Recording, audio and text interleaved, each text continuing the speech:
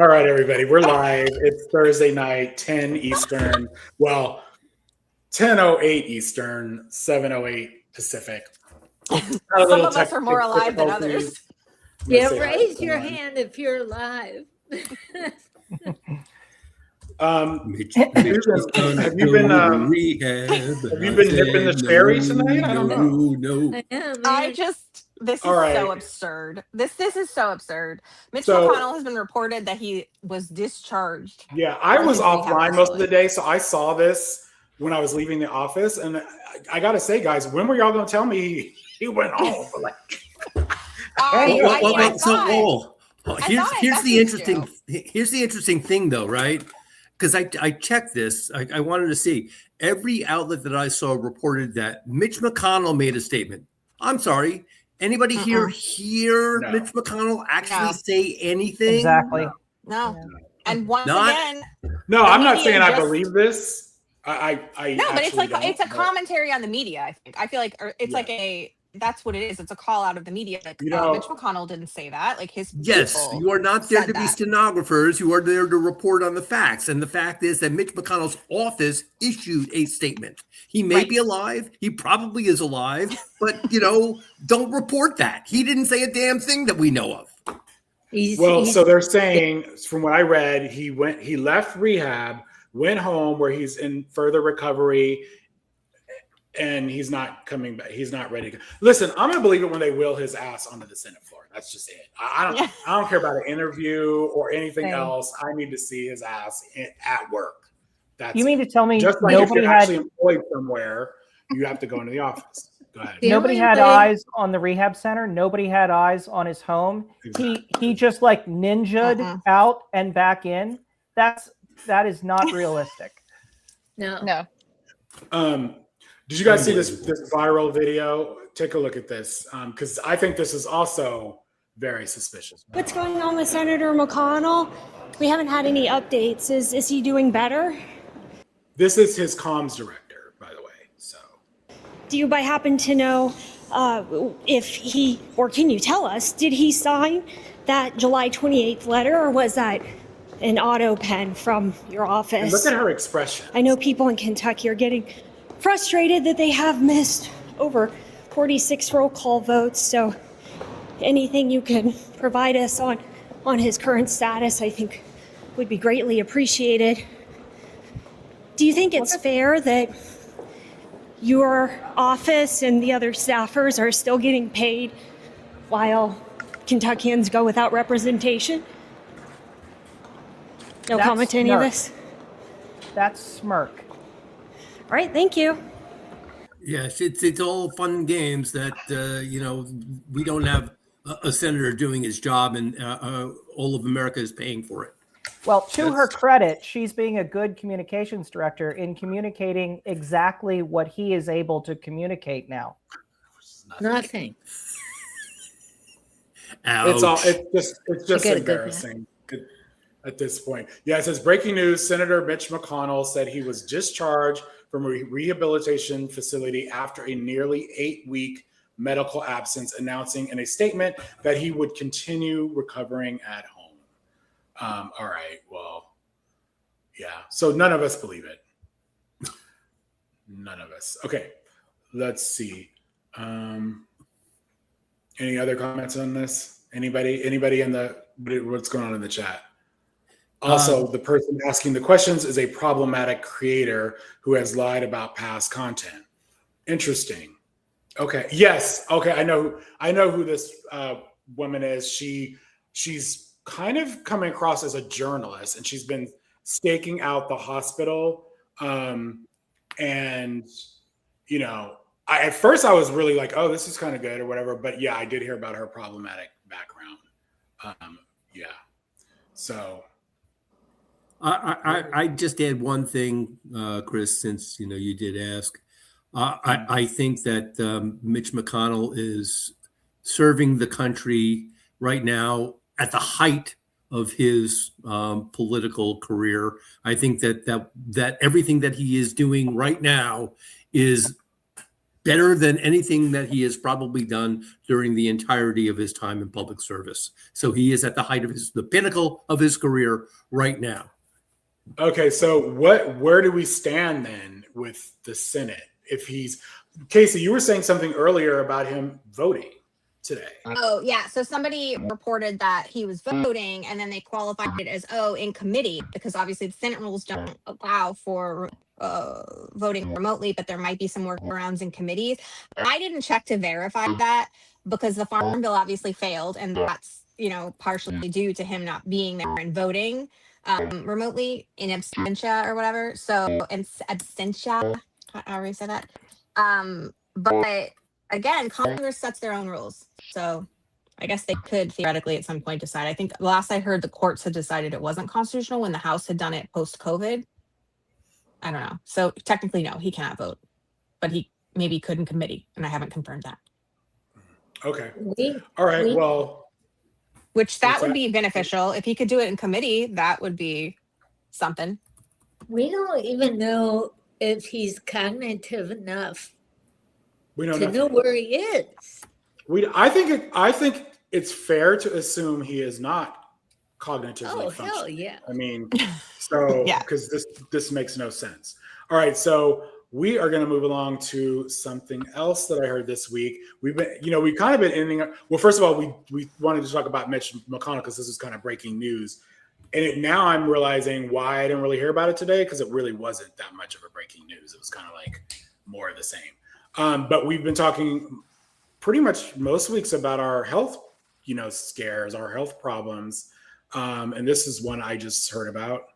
Lettuce, now it's bacon. Over 12,000 pounds of bacon have been recalled because the Trump administration didn't inspect it before it entered the country. Bacon. Typically, imported food gets inspected by the Department of Agriculture's Food Safety and Inspection Service. They failed to do so when the bacon was imported from Canada. And now people in Idaho, Oregon, and Washington have been advised to throw away any bacon they purchased. Thankfully, no sicknesses have been reported due to the bacon, but this is rapidly becoming a pattern with the Trump administration. Just weeks ago, we had the lettuce scare because of Cyclospora, a year after the Trump administration reduced monitoring of that parasite. The CEO of Taylor Farms, the supplier tied to the outbreak, is also a MAGA donor who called Trump to try and delay the recall. As a result, nearly 2,000 people got sick and almost 100 have been hospitalized, according to the CDC. And people are still afraid to touch fruits and vegetables. Right before that, cattle ranchers had to contend with the flesh-eating New Age screwworm fly. Trump and Musk's Doge cut funding that went towards monitoring that as well. We have enough problems just to afford groceries. We don't need more issues in our food system.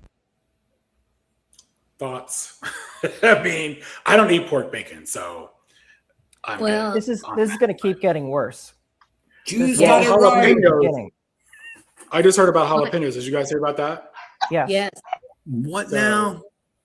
My doctor, my oncologist told me not to eat lettuce. What was the other thing? I can't drink anything but bottled water. No lettuce, no fish. I mean, now it's no bacon.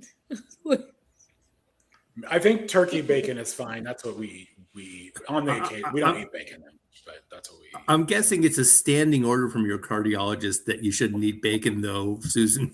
Well, no, it was my oncologist, and he believes the news. The guy is like, don't eat lettuce. Don't Oh, eat geez. it. Yeah, Nancy says no jalapenos. So to be clear, my understanding is it's the raw jalapenos. So if you like dicing those up and putting them in your Yeah. Anything salads that you're not cooked. supposed to eat or whatever. But if you get the cooked ones or the ones that have been stored in vinegar, Pickled. those should be fine. Yeah. So and then We have- this little thing, Casey, Ashley Oh, hello. Henson. Yeah. Can you tell us a little bit? Yeah. We're gonna circle back on her later, but I think of She's her a as mess. a pork lady now. Pork lady. Yeah. Think of her as the pork lady because she's cozied up to those pork lobbies. And they're giving her tons of money to invest in her campaign. Obviously, this is like the Republican way.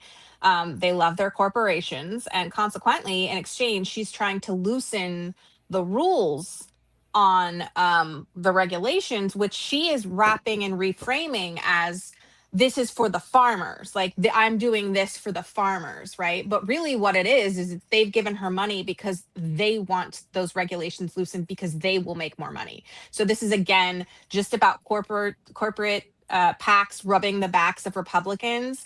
And so we'll talk more about that when we talk about her, the Iowa Senate race, because she's running against Josh Turek. But I was just like, well, of course. I mean, and now look what's happening. Here we are already. And they want to loosen more of they want regulations to be even less. If it were up to Republicans, they just wouldn't regulate anything. And again, I stress every single week, that's the job of government, is to keep you safe. That's literally their only job. And they don't want to do it. Right. Well, we have doctors, infectious disease doctors, that know this stuff. Where are they? I mean, I'm we have a not new student hearing leader anything. director, I guess, coming up. I mean, those people will give you the creeps when you talk to them about bacteria and stuff. So, Okay. so wait a minute.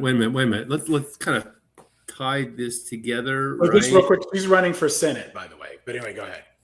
Yeah, and she's leading Josh Turek in the last poll that I saw by about 3 points, although it was a margin of error of 3 points. So make of that what you will. So we can't eat bacon, and this lady is taking money from the pork lobby. Okay. Yeah, and she's running for Senate. And everybody, we are going to be talking more about Senate later in the show. And Adam mentioned Josh Turek, and he is one of our featured senators that we're going to be talking about. But anyway, this next clip needs no introduction. We're just going to get right in. How to do is repeat things that people told you and say, trust the experts. That's what you did during COVID. Now we know that Anthony Fauci, who was the expert, was lying about everything, about masks, about social distancing, about natural immunity, about the transmission from the vaccine, about the source of COVID. He was lying, and you were punishing people for not trusting the experts. And now you're rolling out the experts again to talk about something that you have no personal knowledge of. Okay, well, guess what? That is my job, to talk to people. Your job is to Am I tell the allowed to truth talk? to the American Yes, public. yes. And my job And is to to be get show. as much information as I And to can. And maintain what we were doing, a posture what we were of doing, fierce skepticism what we toward were government doing authority. in COVID and still, with regard to these vaccines, is getting the best information, the best science that we can, and putting it out there. And sir, what you are doing is causing getting the best information science to from be out somebody there who that was is lying to not you. accurate. Who was lying to The you? National Academy of Sciences, which you just cited in November, said Oh, my we shoulder. support the statement that vaccines do not cause autism. This is the National Academy of Sciences that you just talked about. Look at the National Academy of Science most recent report, Okay. and you'll see. I want to ask. I mean, where's that little? What I mean, a what do y'all mess. think of that? Because I think that was crazy. I mean, that was. I'm not kidding. I didn't edit all of them because I finally just had to move on with my life. I made 7 videos out of that interview, and I literally did the work that CNN would not. And I responded every single time because some of this is just absolutely and utterly ridiculous that this man just gets to platform his lies. And to her credit, there were a couple times where she pushed some things here and there. And so people saw those sound bites and went, well, that's great. Like when she was like, well, you're not a scientist either, right? That was compelling. But for the most part, it was very underwhelming in terms of her performance and her response to him. He continued his villainy and his lies as per usual. And he kept talking over her and saying things that were clearly not true, especially the part where he's like, oh, the ICUs, they were open during COVID. And I was like, sir, there were morgue trucks. Yeah. There were bodies in the streets. I was there. Full Italian towns, gone. Right? Remember that? When it was before it hit us and we were watching it happen. And I just, the gaslighting, I do not appreciate. I mean, they're villains, sure, they lie, sure, but now they're over here telling me that I didn't live through one of the hardest times, as a parent to a newborn child. You can fuck right off. That was a difficult time for me with a tiny baby and watching people just die everywhere, right? And I'm trying to keep my little tiny family alive, and then these people are like, oh, it wasn't like that at all. And in fact, when it was like that, it was Anthony Fauci's fault, even though Donald Trump was president. Who was president? Donald Trump. Who was in control of this country as an executive? Donald Trump. I don't know how many times I have to repeat that before they'll start another set of lies. But anyway, that's what I didn't hear enough of was, hey, guess who really was in control? Not Dr. Anthony Fauci, because he's not a What? governor. What I take from that is that you cannot have live interviews with any of these Trump administration officials and be a responsible journalist. True. Yep. There's no possible way to do it because you can't fact check the stream of consciousness lies in real Yep. time. So the only way that you if either don't have them on at all or you tape it ahead of time, you let them say their crazy stuff, and then you immediately do 2 or 3 minutes explaining, and here's why that's wrong. That is the only way that you can responsibly have any of these people on any news program. Yeah. I'm going to be a little bit of a contrarian. I agree with what you're saying, Chris, but I just think it's crazy work that you're going to drag out all the COVID propaganda. And like basically I would say a lot of us had family members that got friends, that kind of thing. We got sick. We kind of have PTSD over that. And we kind of, I don't want to say got over it, but we're kind of like on with our normal life. It's been a few years. They're dragging all that stuff back now. Like we unelected Trump, like because of COVID.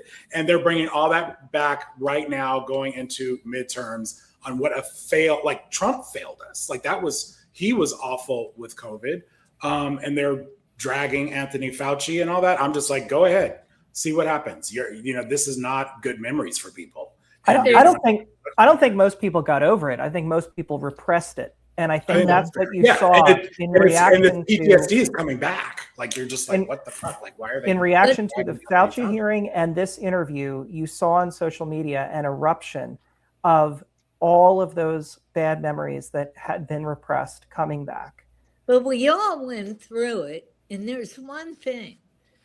I don't understand why they're going after Fauci. He was not because he's the boogeyman. Yeah. They want to blame someone, but these are the same crazy people that were crazy during COVID.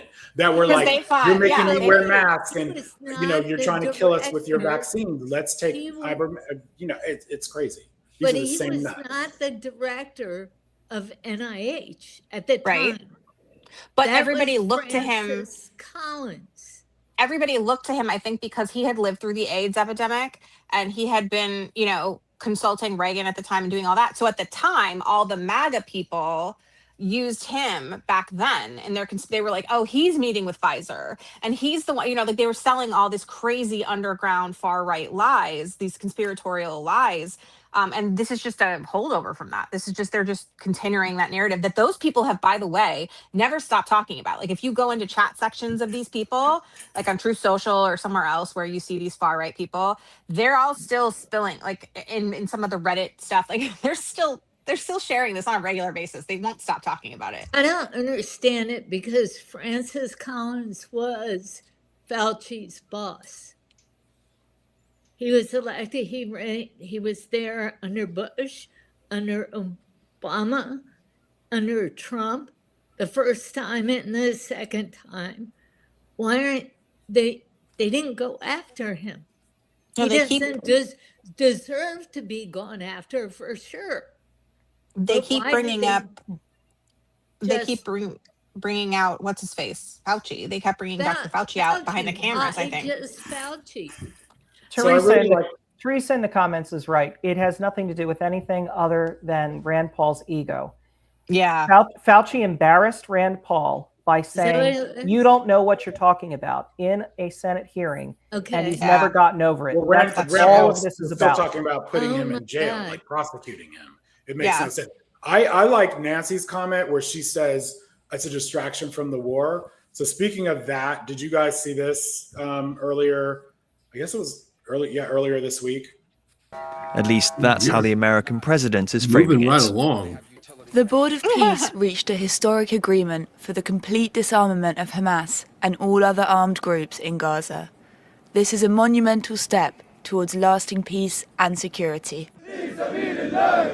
After weeks of negotiations in Egypt, Hamas reportedly says it's made a deal on weapons, saying an agreement has also been reached on the withdrawal of Israeli forces from Gaza.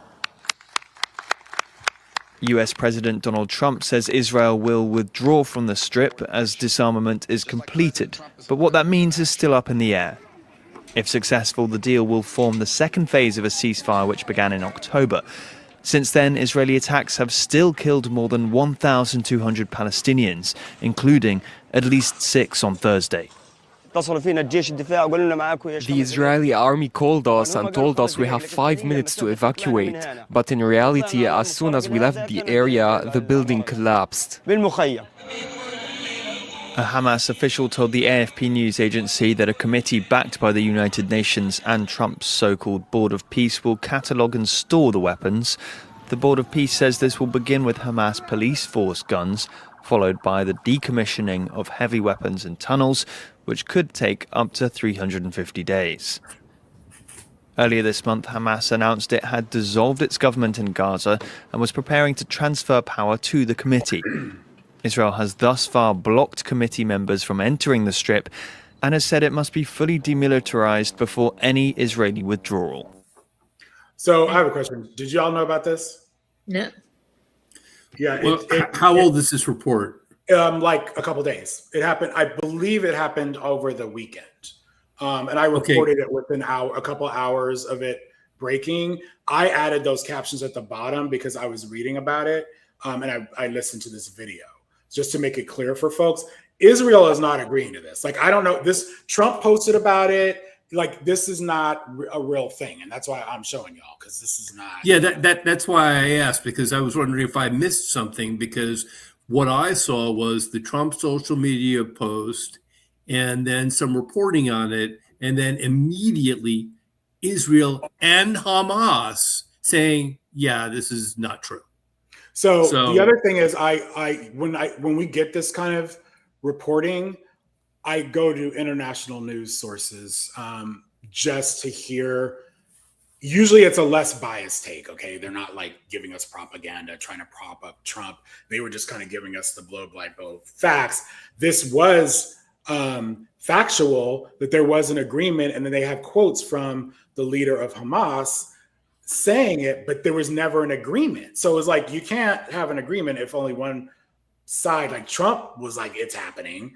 The leader of Hamas was like, we did agree to it, but that's on a very surface level. All these other things in there, they were not agreed to. Like you heard the young man, the Palestinian, saying we were given 5 minutes to get out of here or whatever. It's just, it's so inept, like all of this shit. Anyway, what is in the comments? It's what they want us to believe. You know, but like something like that's pretty major. And I was kind of like, right away, I was surprised. Why isn't this huge news? And it was like news for 5 minutes. So here's the other thing that is bigger news now. This was,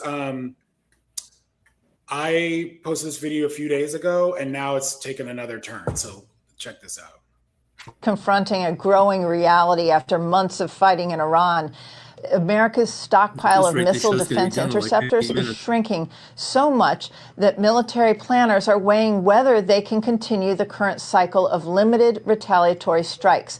The Center for Strategic and International Studies, using open source budget numbers, estimates U.S. Patriot interceptor inventories have fallen from roughly 2,300 pre-war to fewer than 827, while THAAD interceptors have dropped from 452 to fewer than 278. CSIS warns rebuilding those stockpiles could take 3 years or more.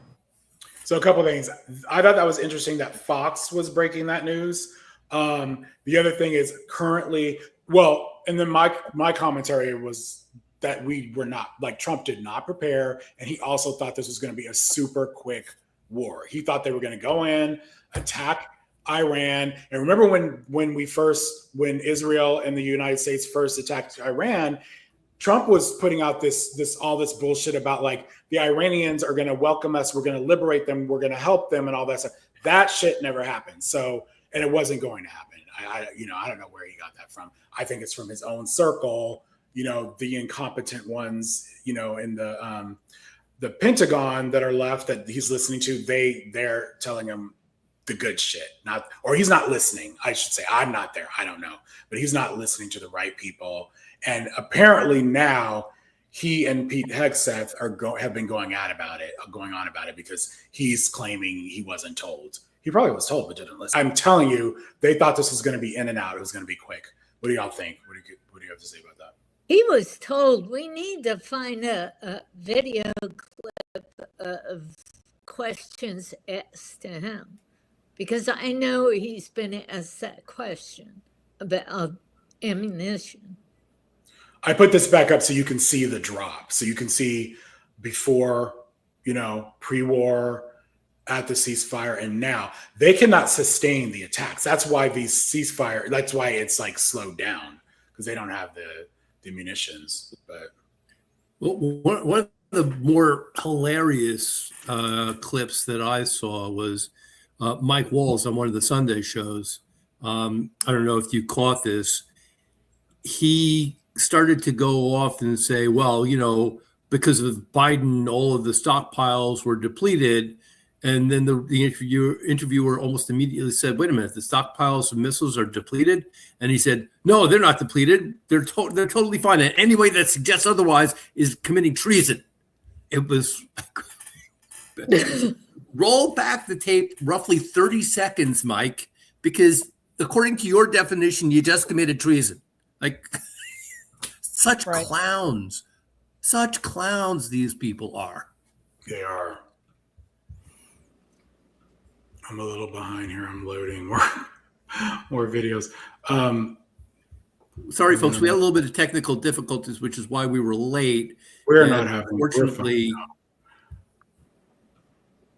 Oops. There we go. Okay. So we're moving on. Favorite section. All the president's sins. So let's. You mentioned Tim Walz, and that made me think about this. I don't know if I have that clip handy where Trump is acting like a fool yet again. No, Mike. I was like, who mentioned Tim Walz? I said Mike Walz. Former national security guy. I missed that mention too. I just came from Truth Social, by the way, and he is on a particular kind of rant today. Where he is posting all those, like AI generated photos of him doing things. Mm-hmm. Like one is where he's a doctor, like he's helping Rosie O'Donnell, who has Trump derangement syndrome, whatever. Then there's one of him with General Patton and General MacArthur, and he's in the middle in a uniform. And again, I would like to stress this is a man that like paid to completely avoid military service. And there he is in a military uniform. Then there's a picture with him, currently modern day him with President Kennedy, the one that was assassinated at Camp David. So there's that he posted.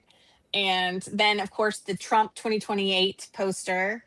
And yeah, there's a whole bunch. Like he was going through and that was like all in the course of 30 minutes. He was just sharing all his AI stuff. But anyway, that means he's in his feels about his mortality is what I'm telling you. Because anytime he starts doing that stuff, it's like, oh, he's going to die. So he starts posting all that feverishly. I like Teresa's comment in the comments. Teresa Boston. Which one? I don't know. Teresa. No, which comment? He thought they wouldn't fight back. Exactly. Yeah. He totally did not. And he certainly, again, we should remind everybody every day that the Strait of Hormuz was open before the war and it's not now, and who's controlling it, and that's Iran. So anyway, okay, so there was a cyber attack. And I think the governor of Minnesota was the first one to call it out, but although it was a multi-state attack, and then Trump says this. Can you rule out that Iran is behind the water attacks? Can you rule out that Iran is behind that cyber attack? I think that Minnesota is behind it. You know who's behind it? Minnesota, because they're grossly incompetent. I think the governor's behind it. I don't think there was an Iranian cyber attack. I think that Minnesota ought to get its act together. It's one of the worst run states. JD will tell you. We found tremendous corruption in Minnesota. And by the way, just gave me a report.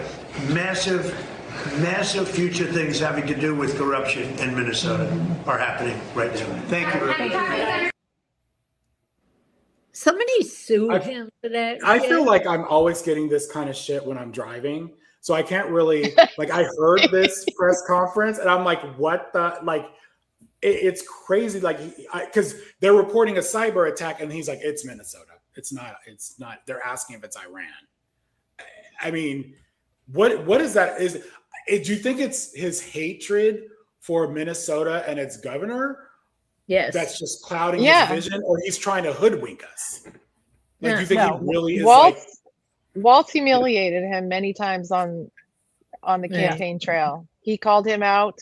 He said things that there were a lot of little clips. And he's going really well around. liked. So I will say this: Kamala Harris had she was polarizing in some respects. There were people on the right that didn't like her and like that said that as much, and there were a lot of character attacks and all that kind of stuff. Walz had less of that. He did. He had a lot of sympathy, especially because he was a family man, because of his son. Yeah, I'm saying. And he was really likable. I mean, he was good at what he did. He was likable in a way that Trump could never be. And I think that threatened Trump. Like, in addition to the fact that Walz was like calling him out on that, there weren't any other people like coming at Walz. Like, there's nobody tearing him down. And I'm sure that bothered Trump. I'm sure that bothered Trump. Well, and he also called him out during the, I don't know what we want to call it, when he sent National Guard to Minnesota. Oh, yeah. Or ICE. For sure. All of that. But why did he send the National really Guard to did. Minnesota in the first place? It was because of That Walz. part. Yeah. So was this cyber attack over the water system?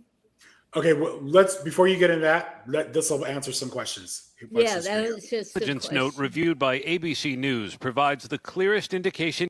Just real quick, this broke. This newer report was this morning. Yet that Iran may be behind cyber attacks targeting water and wastewater utilities in more than a dozen states and prepared for them months in advance. The note says public safety officials in Utah identified targeted reconnaissance against water infrastructure in their state using an internet signature linked to Iran. The note said there were nearly 500 attempted intrusions in a 46-minute window November 24th. That's 3 months before the U.S. and Israel launched their first strikes. Officials in New Jersey are now confirming 2 municipal water utilities in their state were targeted, temporarily blinding operators when automated systems went down.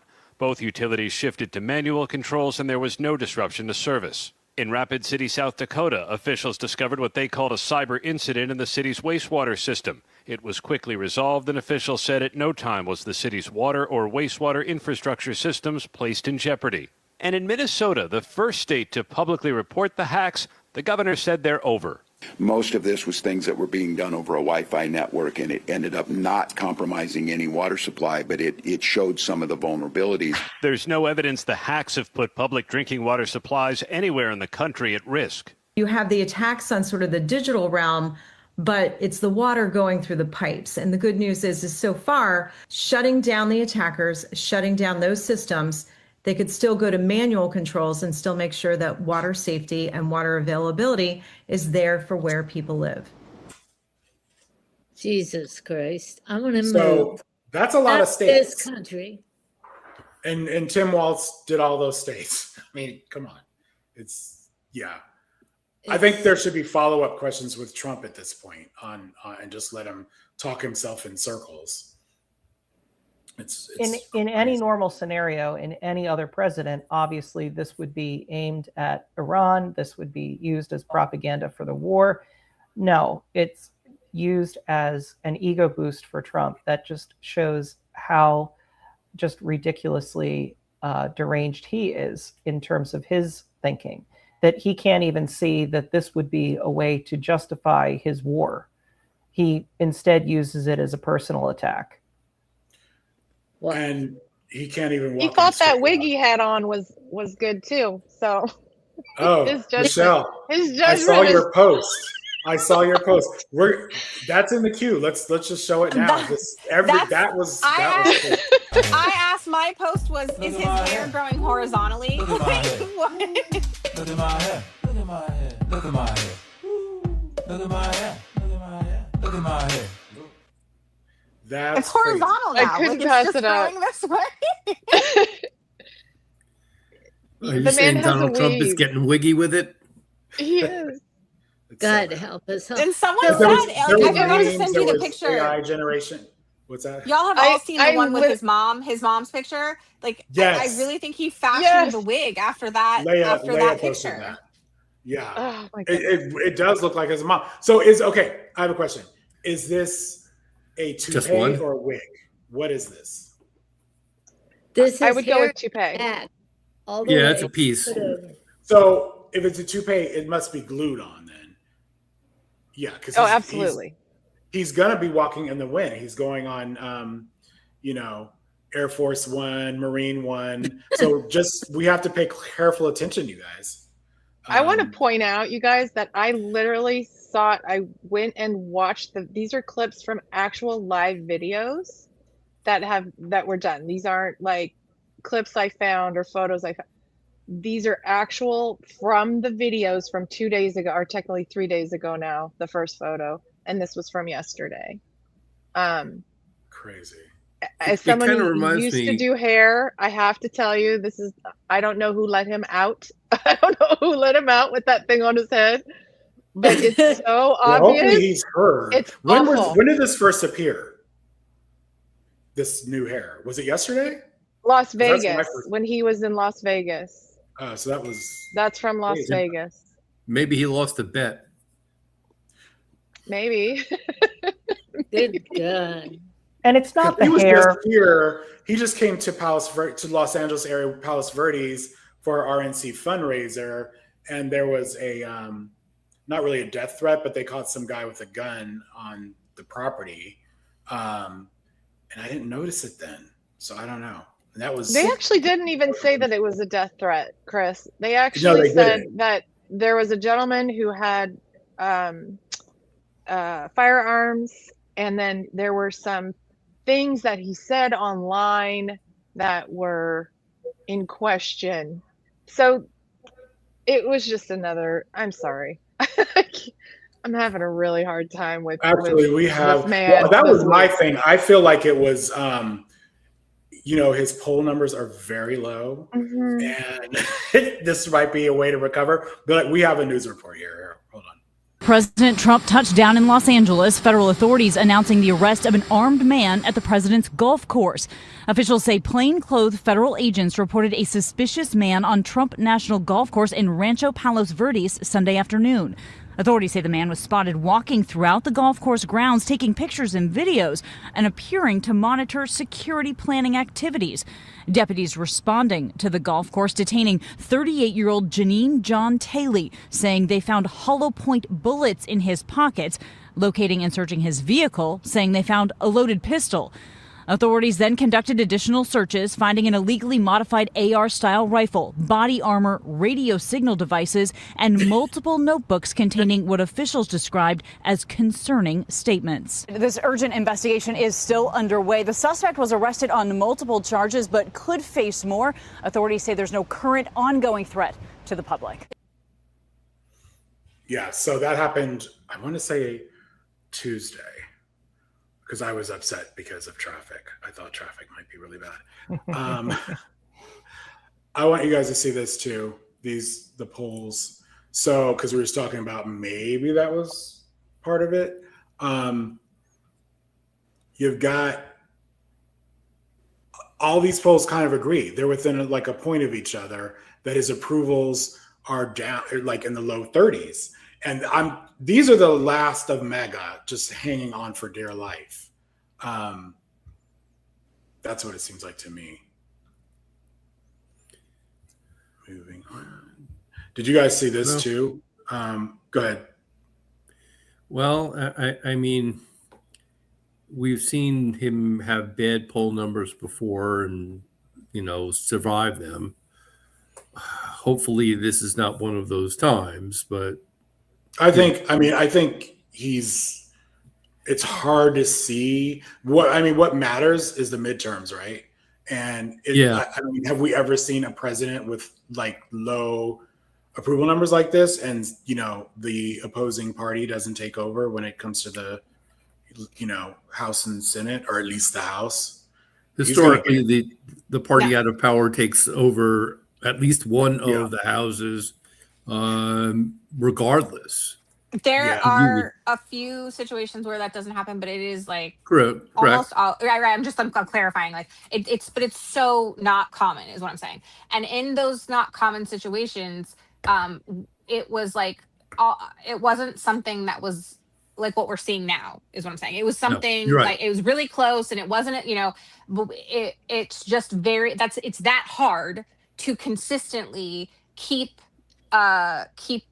both control of both houses at all, but especially if you're holding office as the president, that's just really hard to do. Even in the best situations, that's hard to do. So not in situations like this, where there is like ample ammunition and ample reasons people would be upset to show up and vote against him. Like they have actual cause. I'm just saying, like, presidents that have done a pretty good job lose one or both of the houses because they're in control, because people don't like the idea of a party having too much power, which is like the irony of Republicans getting to this point, when historically people have said we don't like really any party having that much control, like Republican or Democrat.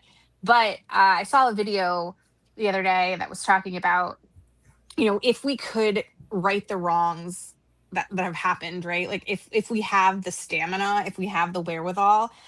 And it is concerning to me that we made it this far, even though people have this, if you ask them, they're not comfortable with a party having control of all branches of government. And yet,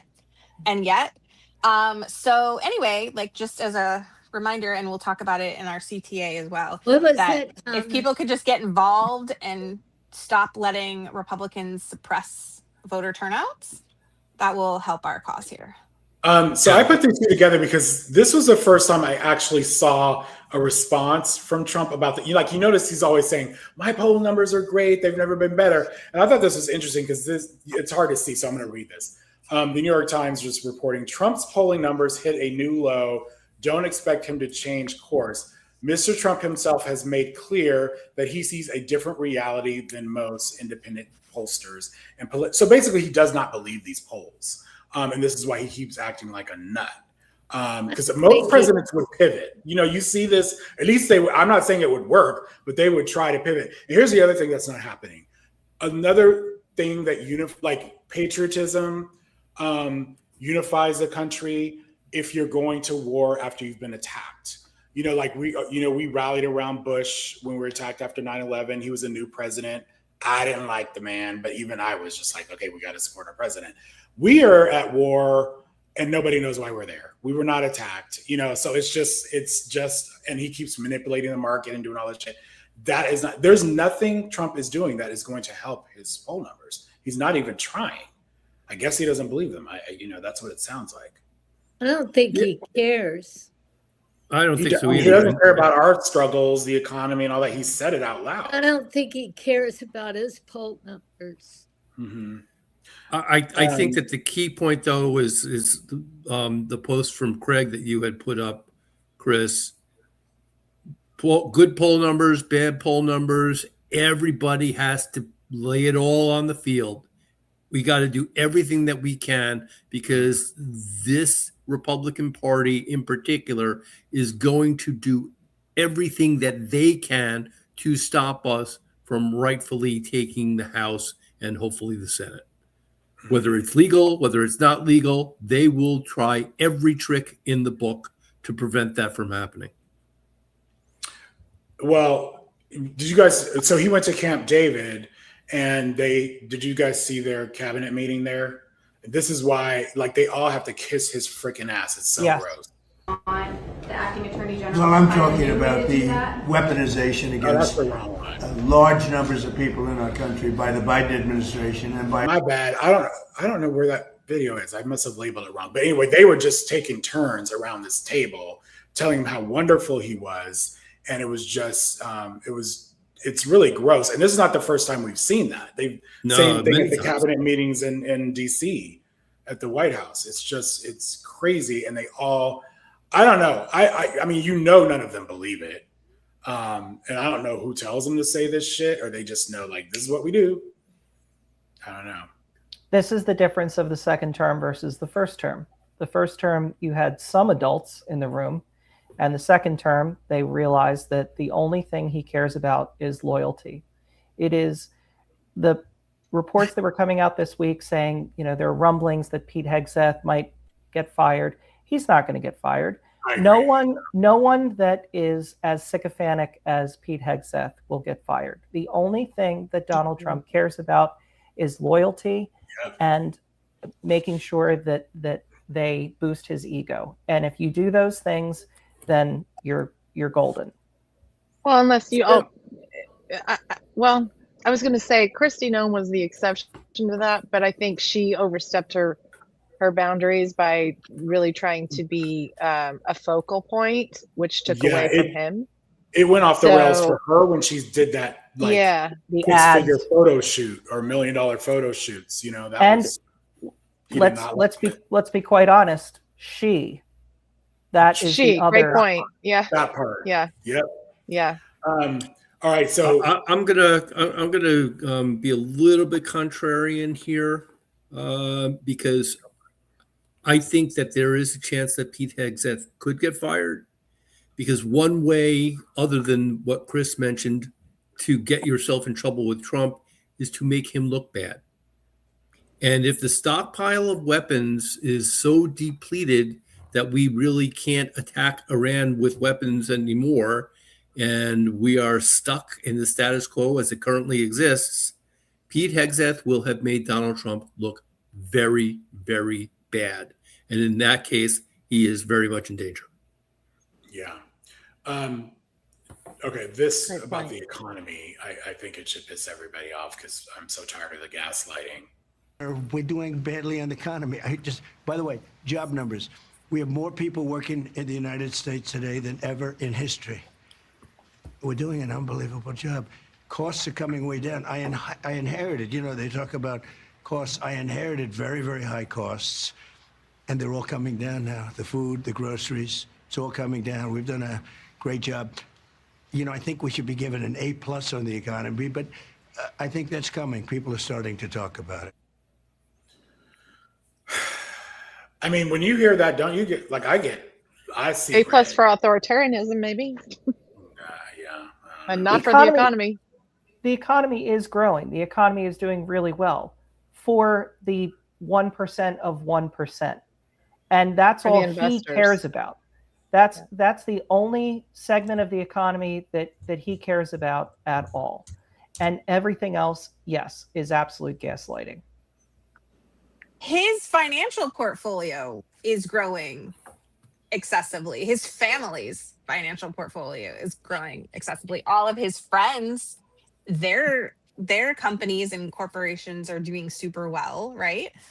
I don't know how long that lasts though. And I've always said that. I'm like, at some point, right? Yes, the grifting people and those tied very close to him, they will benefit. But at some point, this does start to impact companies at large, certainly small businesses, but then eventually like the bigger, because people can't afford to do like big Christmas shopping or whatever. So when we enter these seasons where companies like big retailers expect lots of sales and people just can't do that, they're gonna suffer. And I guess everybody's concerned about now and not like 6 months from now, but eventually when does that 6 months from now happen is what I'm asking. Like at some point, don't they say, man, this isn't great for us? And we are going to see a bubble burst. We are going to see, especially with AI, up until the past couple of years, Tesla was the best example of that, of a company that is so ridiculously overvalued compared to what it should be. But we're seeing the same thing with these tech companies now, where there's been so much carnival barker hyping of AI to things that it absolutely cannot do. And there's been so much value put into that.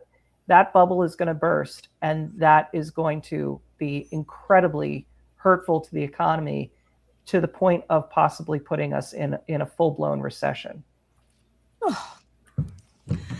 Crazy. Go ahead, Susan.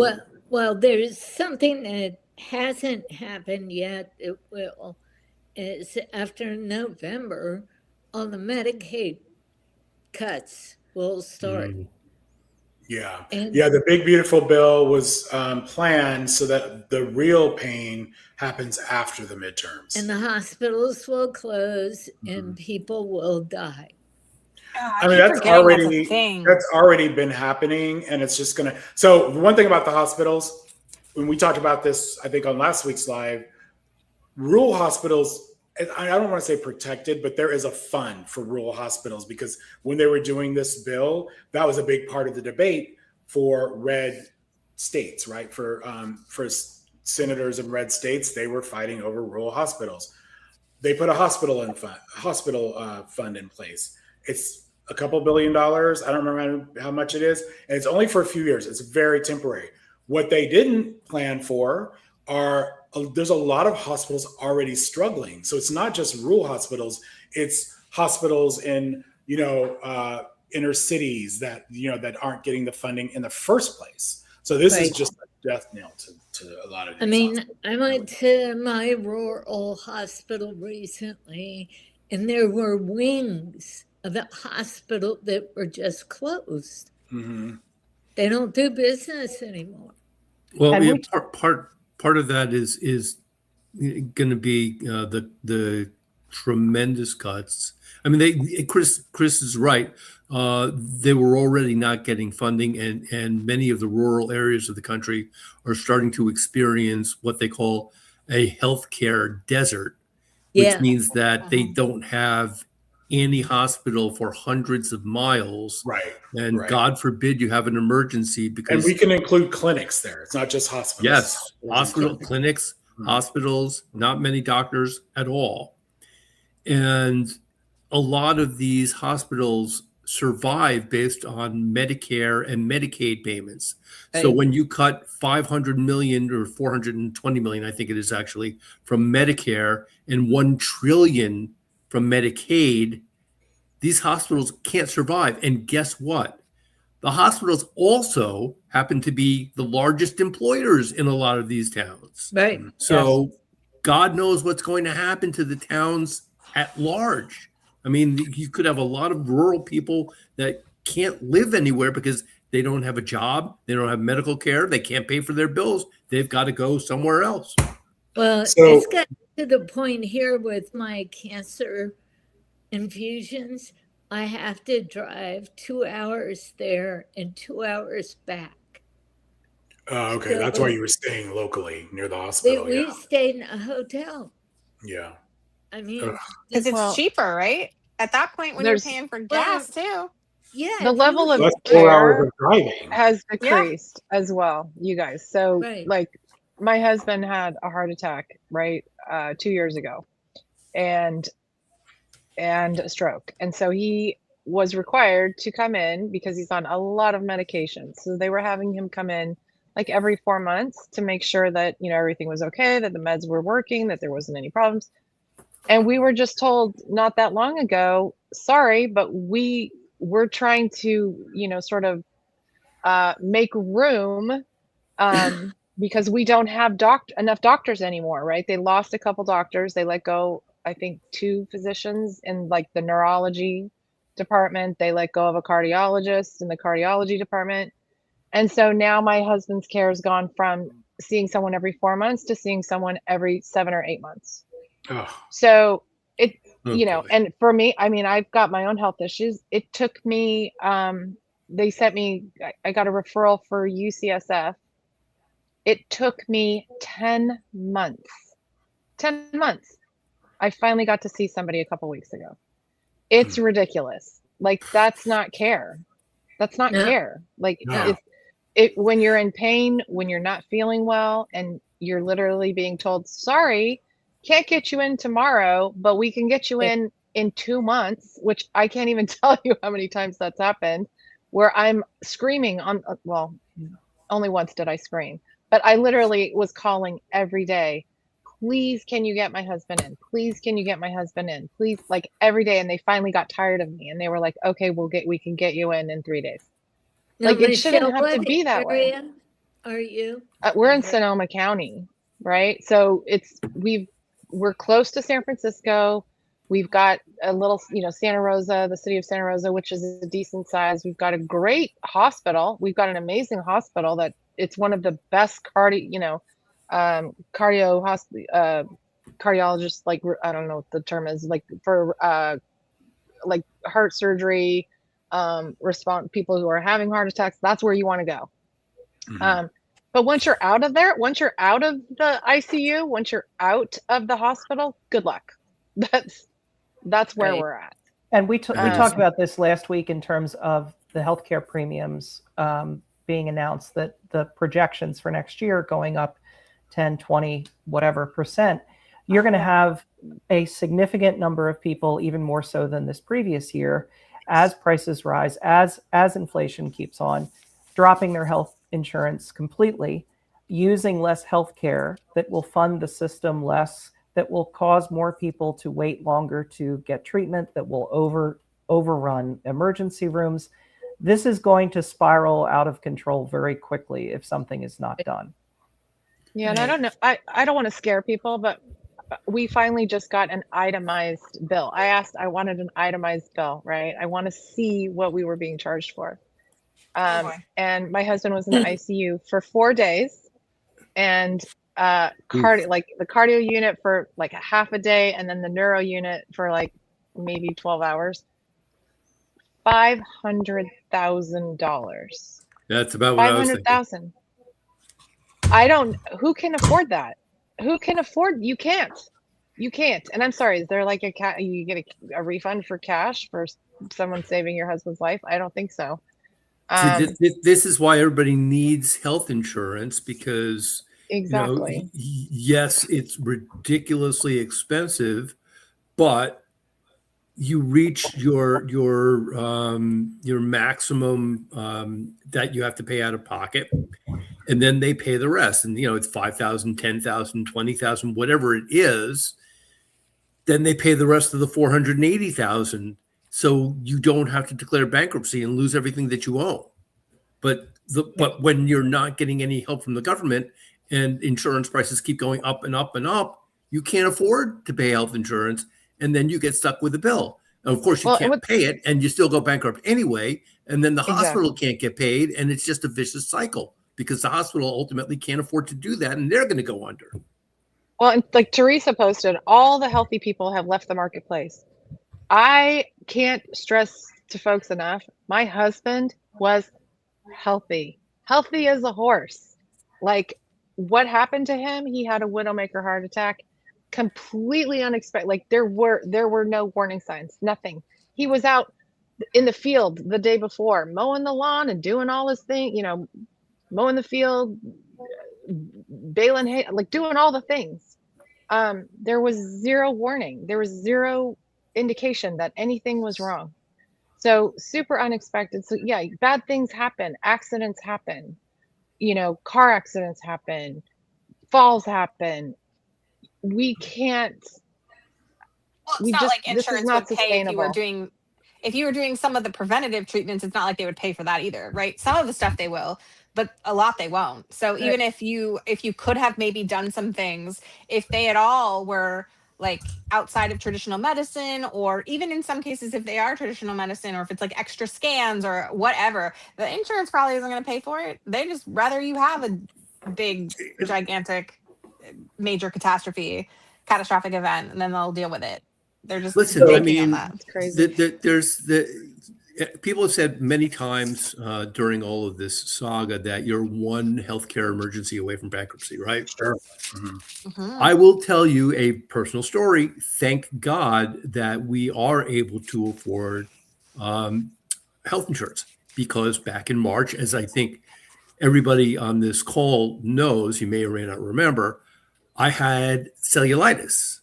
Mm-hmm. Cellulitis, now it generally isn't a major thing, but it can be. It can result in sepsis, and they caught it in me just before I got the sepsis. But still, 5 days in the hospital, and if I didn't have insurance, and listen, I'm a lawyer. I've got thankfully, no major financial issues. Put 2 kids through college. I have no complaints. That could have wiped me out. Yep. Could have completely wiped me out. A lifetime worth of work could have been wiped out because of cellulitis. Yeah. And you know, to Susan's point about Medicaid and what's going to happen with hospitals, we know this is going to happen because it's already been happening. If you look at states that refuse Medicaid expansion, you can everybody just Google Mississippi and refusal to accept Medicaid expansion. They have already, and this is a couple of years ago when I was really into with working with Mississippi, they were already losing clinics, hospitals. People were already going to be faced with 20-mile drives just to, God forbid, they're having a heart attack or some shit. So this has already been happening. We know 100% what's going to occur here. It's my son, who has cystic fibrosis, is on a medication that costs $385,000 a year. That's just one. So that's covered under Medicaid. Medication is covered. It just, I don't know, blows my mind. A lot of it, because, I've been pretty vocal about our own situation with insurance. We just, our shit went from $1,700 a month, which for a lot of people, that people would consider that a lot of money. And that's for my wife, myself, and my daughter. My son's already an adult and doing his own insurance. Went from $1,700 to $3,000. So that's from 1 month to the next. It wasn't like a gradual increase. It had already been gradually increasing. And my wife was the one that she says, I don't want to do this anymore. This is ridiculous. So we are now negotiating our own our own healthcare. So I'm just saying this, I'm not recommending it to necessarily anybody, but when you negotiate out of pocket, it's a very different price. I think if you have a chronic illness, I wouldn't recommend this at all. But if you are negotiating blood tests or anything and doing cash, you just say, what's the cash payment? That doesn't mean green money. That means, you could give a credit card. It's a different rate. That just means settling it the day of the. But it's still like a gamble. It's a roll of the dice because you have to hope that you don't have. And I think it makes sense for people who are younger or healthier or Jason, $36,000 a year is what we would be paying for insurance. We pay it feels like a shakedown. And that's what we've been paying. I'm saying we've been paying. So ours are going to go up. We've been paying almost $2,000 a month for ours for crappy insurance. Just because of where my husband works or whatever and how it looks. I've been complaining about this for years. I'm like, is anybody else paying this? And apparently nobody else was. Apparently we really were paying ridiculous prices. I'm like, why is it so terrible? So I've sort of been experiencing this for a while and it's awful. But yeah, that's when people ask why don't you all have a house in Northern Virginia where it's super expensive to live right outside of DC? I don't know. Cause half my pay goes to this, my health insurance already. I imagine if I had that back. Imagine if our taxes actually went to healthcare. And I made a joke about free healthcare, and I had somebody from Switzerland in my comments, or Sweden, I can't remember. And they were trying to explain to me why it wasn't free, and I was like, but I pay the same taxes already. I do pay taxes for parks and things like that. I just don't get health insurance. So I know that it's not, but it would feel free to me because I'm already paying those taxes. And everybody would get be something for it. equal. Everybody would be equal. And Chris, I love the fact that you shared a healthy family story about how much it went up. Yeah. Because when I we're self-employed, so we buy our insurance from the exchange. And so over the years, when the ACA first came out, it was great because we saved so much money.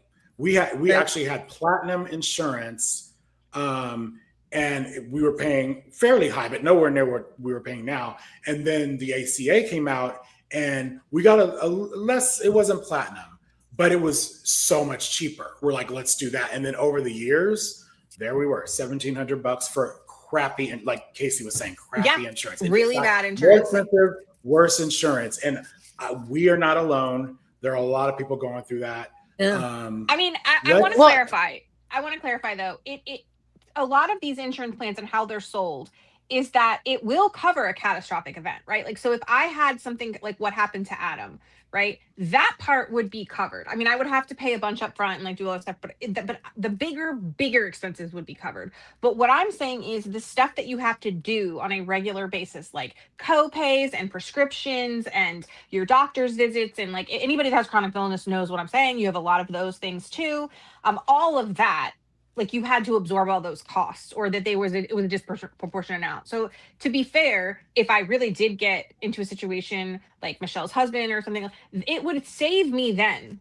But I might not make it there because I might die trying in the meantime. Okay, can I tell you something else?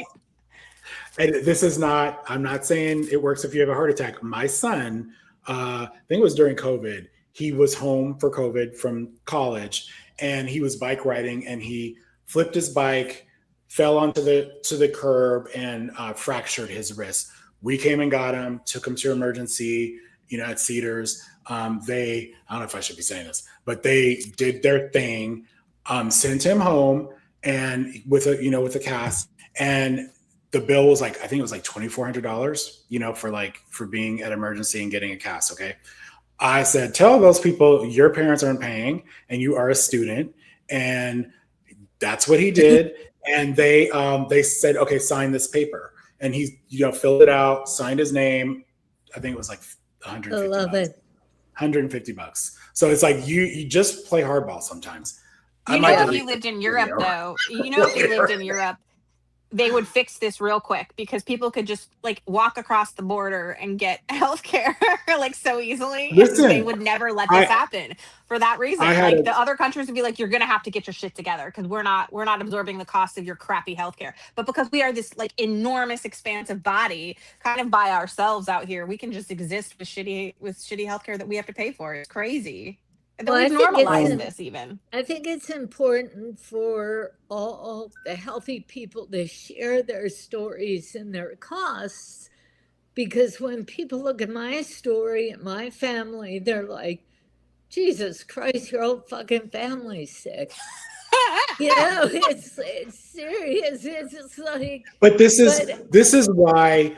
Okay, so I don't know what the right words are. I would say, I don't know if saying I don't mind is the right thing to say, but I just feel like this is why we pay taxes. This is why, I am fine with some of my taxes going to help people that are sicker, or people that can't afford insurance. Like this, that's the difference between Democrats and Republicans. So it's like, I don't just think of myself.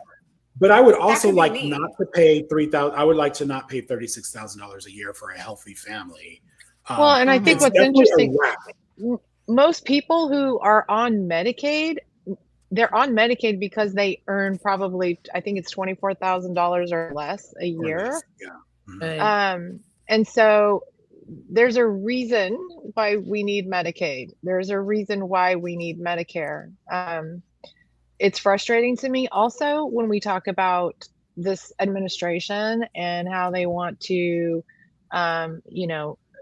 basically nationalize abortion bans. And you're talking about young women getting pregnant and not being able to even afford having the child, right? I mean, it is thousands of dollars to have a child in a hospital.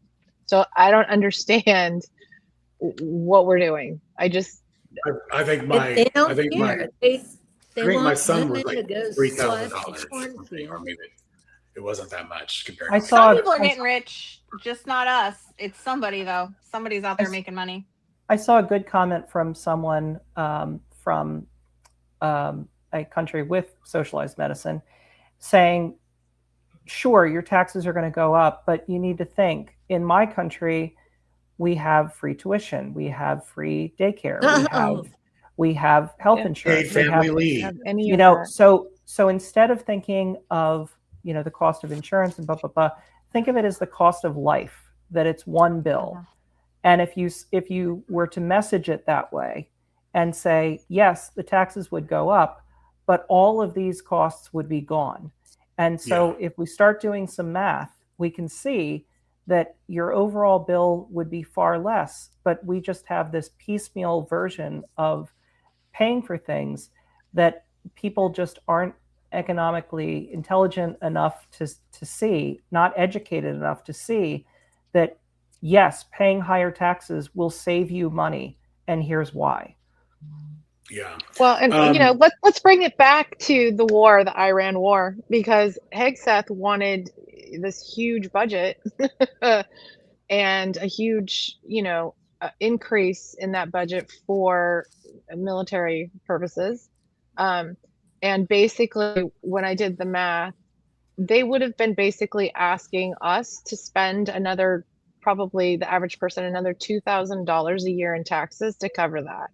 We're talking about, we are in trillions of dollars of debt that we have never, this is just it's crazy.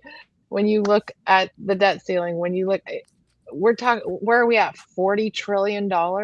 It's just, this is insanity. And our kids, what are we doing? Like, our kids can't do, I don't, sorry. I want to piggyback off of what Chris was talking about these countries that have socialized medicine or healthcare. If you look at the list that they put out of the happiest countries on earth, that's them. They have better quality of life than a lot of other countries, and that's part of it because they have those kind of benefits. They're not free; they pay for them, but people are not getting rich. Insurance companies are not getting rich over there. Okay, so we're gonna move on. And you can't. By the way, you can't fake that anymore because now social media enables people to see into the lives of other people and these other countries, those people to speak about what's happening. And so it's not just a newspaper article or this or whatever. It's real people that they know that are content creators or whatever sharing their real stories. And you can't. The government can't just lie about it. Or they do. They obviously, Republicans try to fearmonger and try to call people commies and all this other stuff. But then the proof is in what we're actually seeing and believing, and I'm in front of our faces. So it's going to be this is why younger generations, Gen Z and younger are going to demand it. They're not going to allow this to continue because it's just the proof is right in front of us. It's going to get worse. When I was teaching, I had walked into lunchroom, strange man sitting there, and he said, "I'm here to sell you helicopter insurance." And I said, "I don't fly a helicopter. What the hell do I need?" He said, "No, it's in case you get in an accident." And I said, "But my insurance pays for that, right?" He said, "No." I said, I work for the county. And you're telling me that I can't get a helicopter ride to the hospital? Fuck you. Get out of my room.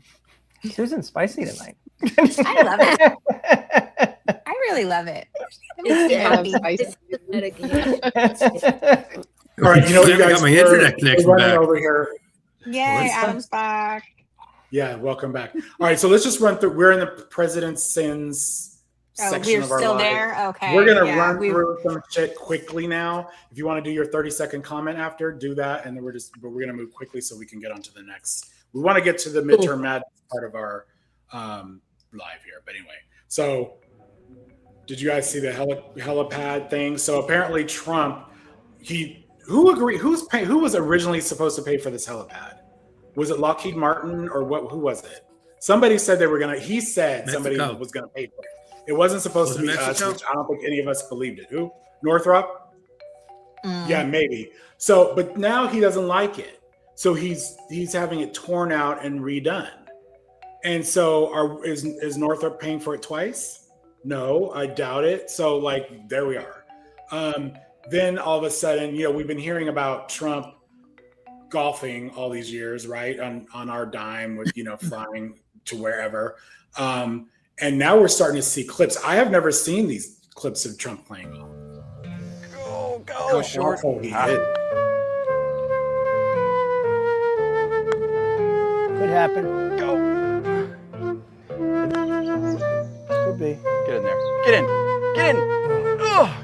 I posted this, and a lot of golfers were like, "This is just unacceptable." This is putty. And he won. He's claiming to have won 45 tournaments, 43 tournaments. Not much. Is the ball And then- supposed to go in the hole? Yeah, yeah. And then there's this one where he's cheating.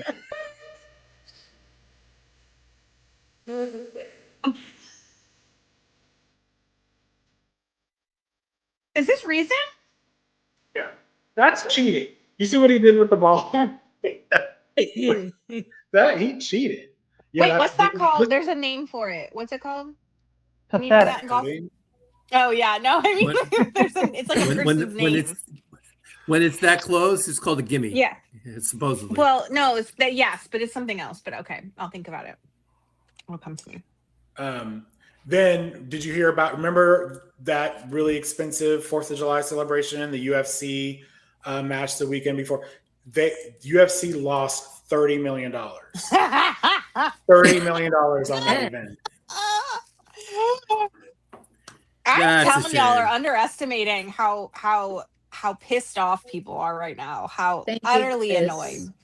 I mean, can you imagine? Like crazy. Like UFC can't even make money on this shit show. Like that's a pretty bad sign. This week they mislabeled every single country in Africa. I made a video. If anybody's using interested, you can go AI. to my page. Oh yeah. Like You can go nobody to my checks page. their work. What's that? I made a video. You can go to my page and like I covered Okay. the whole thing. If you want more, on it, I'm saying. It's can he stop embarrassing us? This is like So crazy. embarrassing. And I mean, remember they've been using AI during this war, and Pete Hegseth like let it slip out a little bit during his grilling. That's how they killed the Yeah. girls' school, right? The Mhm. girls in the school. That was one of the first big things that mistakes that were made. And they What? tried to pretend like it wasn't that, but everybody said no, they were using an AI outdated map or something. Yeah. The Africa map, I think, is incredibly They scary. even got South because Africa wrong. It's not. Yeah, that's it's what I not- said. It's not the map. It's not even the AI. It's the idea that you have people working in the State Department that couldn't pass a 9th grade world cultures test on a map of Africa, that no one caught that. And so if they can't even label the map, what does that speak to their ability to speak to foreign leaders, to negotiate things, to do anything?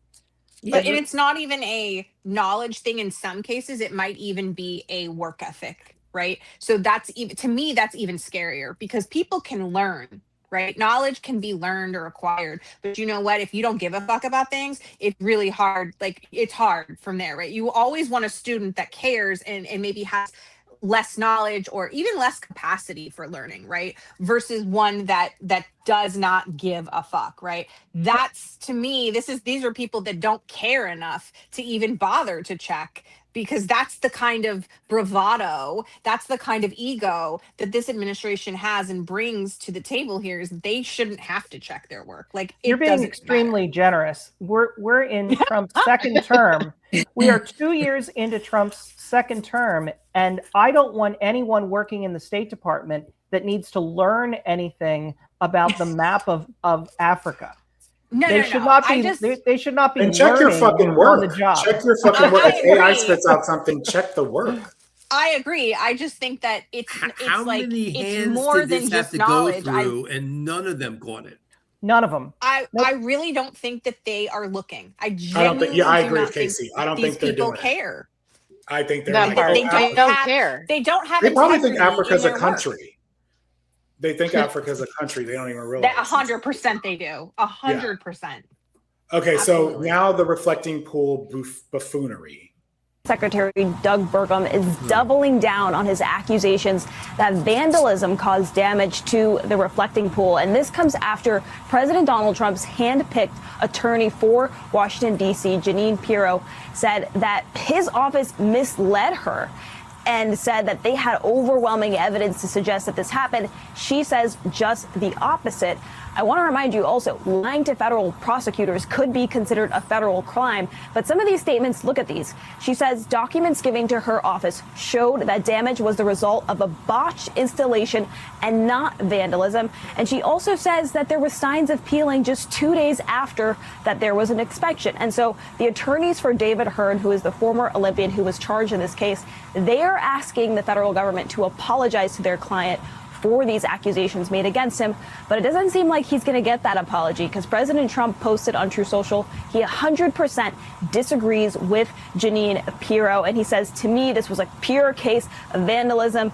And he includes somehow the stain on the grass near the reflecting pool that you can see there has an 8647 sign there. And he continues to say there was major damage, even though the administration has yet to produce any video evidence to prove that there was slashes with knives, as President Trump claims. They cut it up with a buck's knife and tried to destroy it. These people are sick. They ripped a scar 350 feet long through the side of the reflecting pool. And we will prove beyond a reasonable doubt that Hearn willfully destroyed property at the Lincoln Memorial reflecting pool. Jeanine Pirro has been a rabid partisan in this position. She tried to indict the 6 Democratic members of Congress who made that video about disobeying illegal orders. She had launched the a criminal investigation into Jerome Powell. She tried to prosecute a man who threw a sandwich at federal immigration agents. All of those things were gigantic flops. And this is only the latest one. It is wildly embarrassing that they ever brought this case and that it was so bad that even she decided she had to dismiss it. And now she has her, the other principals in the administration. How did we forget the sandwich? It's so bad. I did not forget the sandwich guy. I mean, I remember now that he said it, but I was just like, Jesus Christ. So then Trump posts a video of the vandals at the reflecting pool. Literally tourists. Like there's no. And remember, he was saying that they splashed the side of the reflecting pool. What is he talking about? There's no side. Like he's making this shit up. It's 18 inches deep, the reflecting pool. Well, they also indicted 3 other people, I think it was, besides David Hearn, and the charges were dropped against them as well. He was just the most celebrated of the cases, but I mean, just embarrassing. I hope he sues, because I can think you he imagine is. the mental stress that he was under, trying to, first of all, the cost of defending himself, but the fact that he was literally just like, oh, here's a chip of paint that was already chipping before he ever, like we saw it on TikTok and X and all this. People were posting videos of the paint was already chipping off. That's what immediately caught my attention. I'm like, this guy, was he there all the entire time? He was literally passing by and saw a piece of paint floating to the surface. And now we find out it was faulty workmanship, but Trump still will not accept it. Well, I mean, you guys, he has a history of actually accusing people of doing crimes they didn't commit. So I don't think any of us should be surprised by this. Look, we make light of this, right? Because it is a totally ridiculous set of circumstances from the outside looking in. Obviously, nobody took any box cutter and cut the reflecting pool, much less cut a 350-foot long gash in the reflecting pool. And David Hearn clearly did not do anything illegal, much less improper. But one of the other defendants gave a impassioned interview with CNN or MS Now and said, essentially, it is heartrending that here I am, an American citizen, and my young daughter has to hear the president call me a terrorist and a criminal. And I am faced with years in prison potentially when I did nothing. And I am being made the scapegoat and the victim here by the most powerful man in the world. And I'm paraphrasing, but that's pretty close. And that's really the true evil here, right? Because so many people have been put in this position by this president and this Department of Justice and his shameless lackeys like Doug Burgum, who went on television and defended this and said, how could you possibly, Dana Bash, how could you possibly question what the government is saying in this case? And ordinary people that, I cannot remember the woman's name, and shame on me, because we should all know these people's names.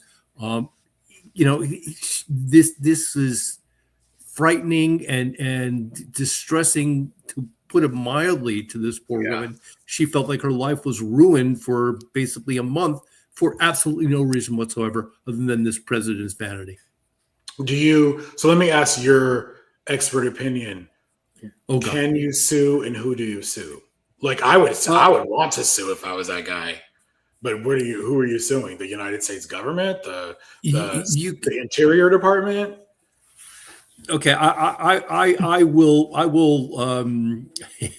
demur on my expert opinion because this is not in my area of your law. opinion matters more than mine. I appreciate that. I am a lawyer. It is true, but this is not what I do, and lawyers are not supposed to refer to themselves as "quote unquote" expert. But that's good.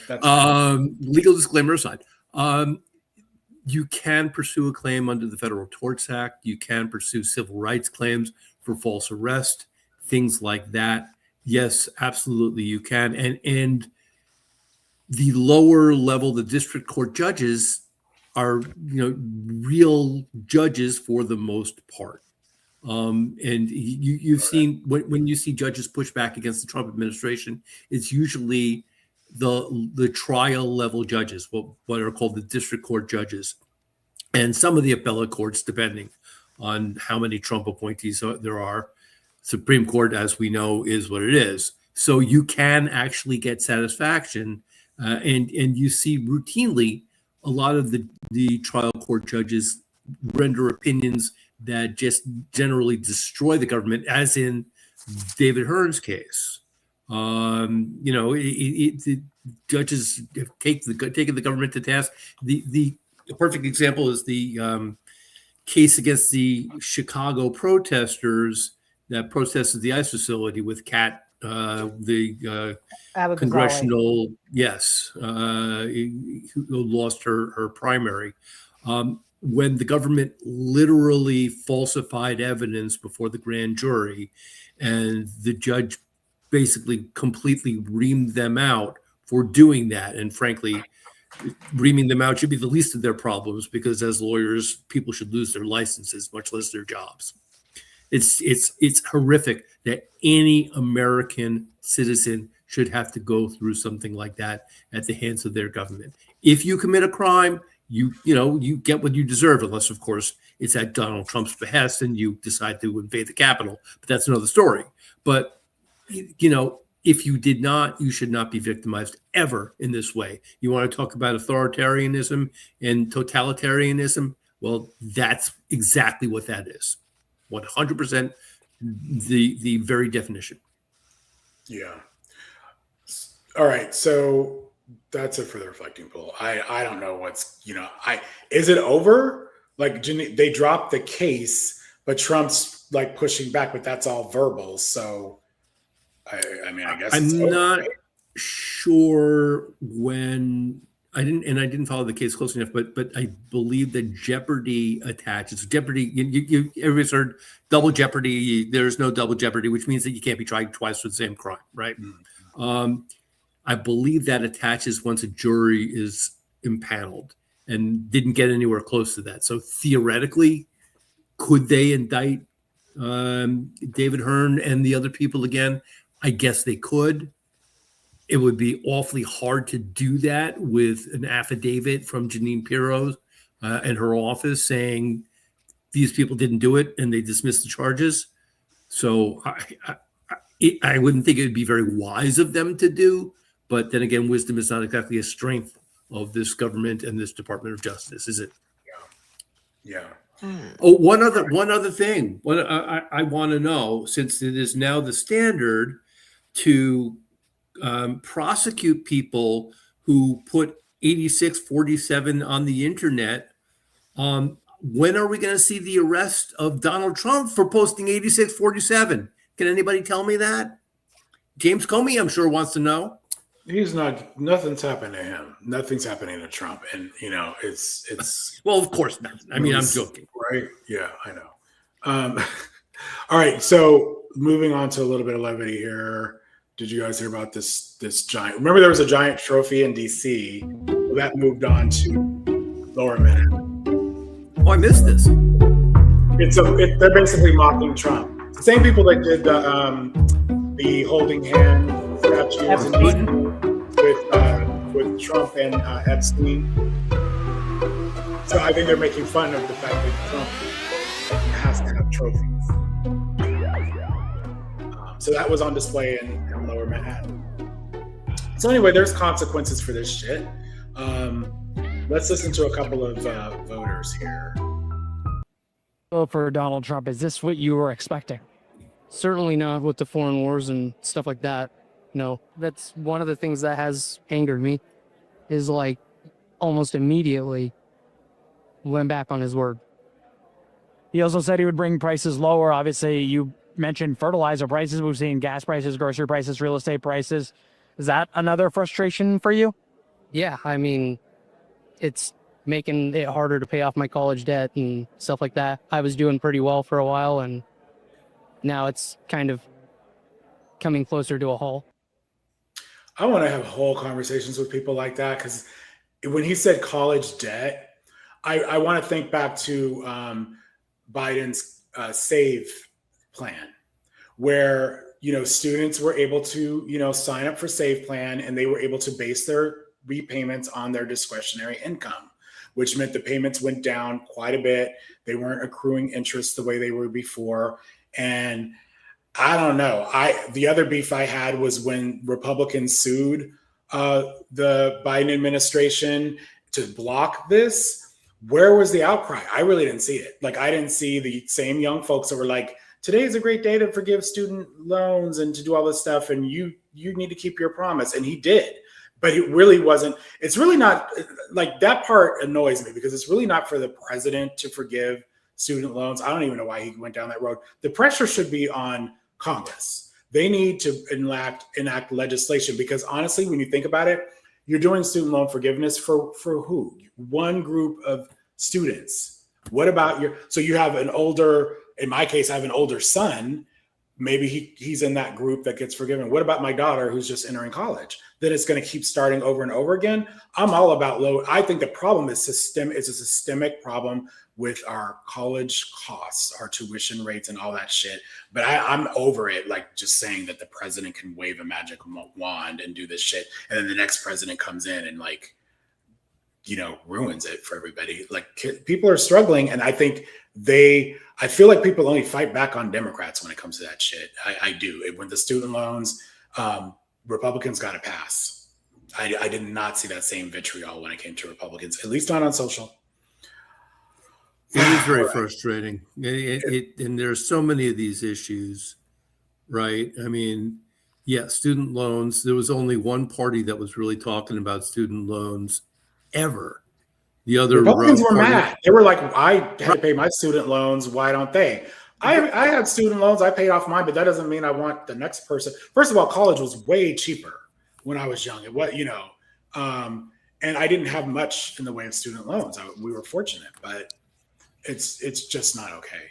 That's like us with our we were just a little bit too old to have had our parents pay for our cell phones, right? Like, we were just old enough to have jobs. My husband and I, I'm saying, no, that my parents didn't pay for my cell phone. Like, I had to pay for my own, because I was just old enough that I'd been working. I mean, I started working when I was like 14 or 15, so that's probably why. But anyway, our generation, my generation, and the elder millennials. So it would be like me saying, like, oh, they should make a rule that, like, you can't have X amount of accounts on. I'm thrilled. If you scam a corporation, good for you. Like, if you scam the government, even better. Like, at this point, why in the world would you care if somebody else gets an easier route than you? Because it's going to come back to you at some point. At some point, that comes back and helps you. Like, I can't with these people. I mean, yeah, I'll say one other thing. In my experience, my son was accepted to Oregon, which is a public college, but it's obviously we're out of state. We live in You're out California. of state, yeah. And they charge 3 times tuition for out of state. And I was kind of like, well, this is basically private school tuition, more or less. And so we were looking at what the options were, and that, for grants or whatever, they were offering me the loans.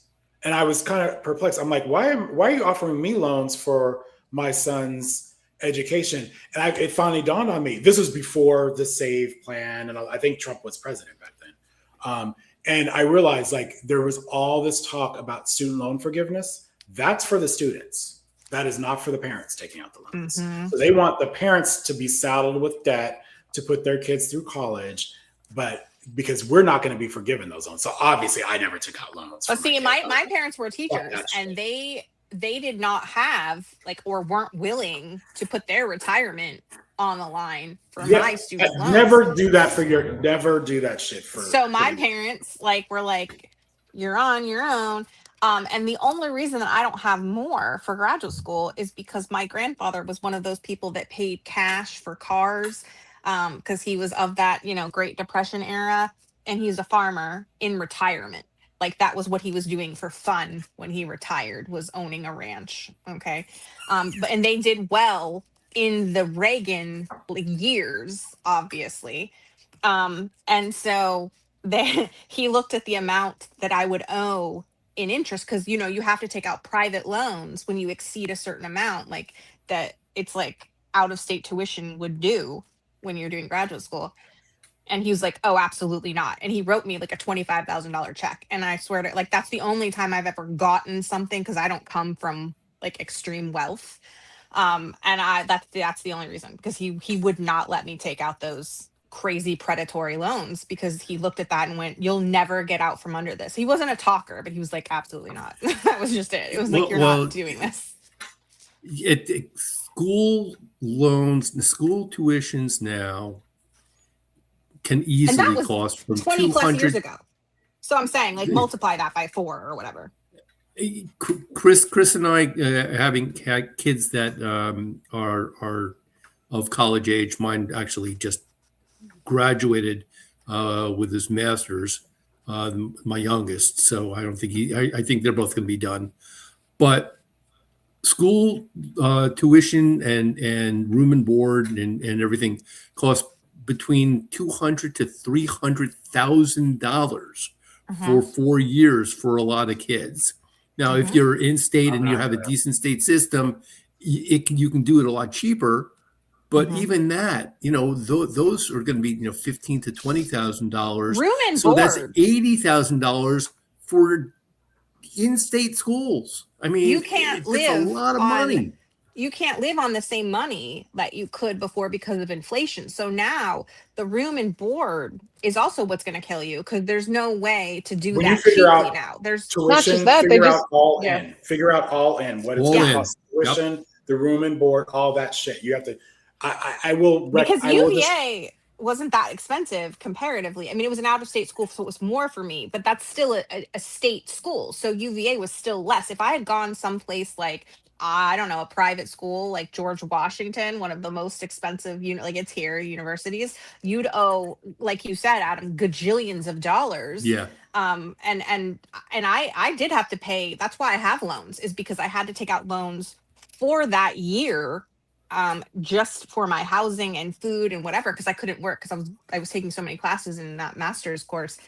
It's just wild, the amount that you take on for that short period of time. I can't even fathom now. I'm gonna give a little bit of advice, and this may sound counterintuitive, but this And then I our will. solution, because I was telling you about Oregon. I'm not going to name the names. My kids. So our solution, don't judge me, ended up being private universities for our kids. And I would just tell parents and students that are looking to go to college, definitely don't let the sticker shock on private schools scare you. Apply. Do your due diligence. Look at the scholarships. For my they son, have rich people that fund they their have endowments. scholarships. They have endowments. Yeah. Fortunately, my kids were good students. My son was also an athlete, so he was recruited. He didn't get athletic scholarships because he wasn't a football player or basketball player, but you they find money for you. Let me just put it that way. Same thing with my daughter. And my daughter was aggressive. She kept going back and saying, no, I need $15,000. No, I need another 17. And they were giving money. So I'm just saying, but that is getting harder to do. It is getting harder. What I'm about to tell you, so many people going to what school I'm about at the to same tell you time. is the inflation is insane in these schools, and pretty much most private schools are the same tuition at this point. I don't care if it's Harvard. It's just like hospitals. It's approaching $100,000 a year. Correct. That is absolutely right. All in for a private college. Apply, do all that. I'm going to go one. Look at what they offer you, because you're not going to pay that price, but it's what they're charging. And that's the problem, because, for example, when my son started university, it was, the tuition was like 50 something thousand. We didn't pay that. We paid a lot less. By the time he graduated, 4 years, 70 something thousand. So in 4 years, it went from 50 something, 20,000 higher. That's not inflation. I'm going to go one step a little bit further out there. My daughter went to school in Scotland, and she went to one of the finest schools in the world, ranked on whatever, basically an Ivy League school in Scotland. 11,250 pounds, all 4 years. And you could do the math, and it was, somewhere in the low 20s, all in. So here's the thing about us getting all of this debt, and this is why Republicans are so off base. If you care about the economy, there's all this basically untapped resources with people that are saddled with this debt. You know what they're not doing? They're not buying homes, like Casey mentioned. They're not buying homes. They're not, maybe they're electing not to even have children because it's so expensive. If you free up that money and they buy, what would that do to the economy? If they're able to spend the money on investing in homes, or maybe having a first or second child, that all comes with economic, inputs on the economy as well. I just think that we have to find a solution here, but I don't think it's just debt forgiveness. It needs major restructuring. There needs to be education, free tuition. Education on what you're saying, that whole explanation of how it impacts other people, because right now there's a lot of Republican, and I don't mean elected officials or people crafting policy, I mean like actual voters that really are like, I don't want to pay for his kid to go to school. Right. I don't want him to have good things.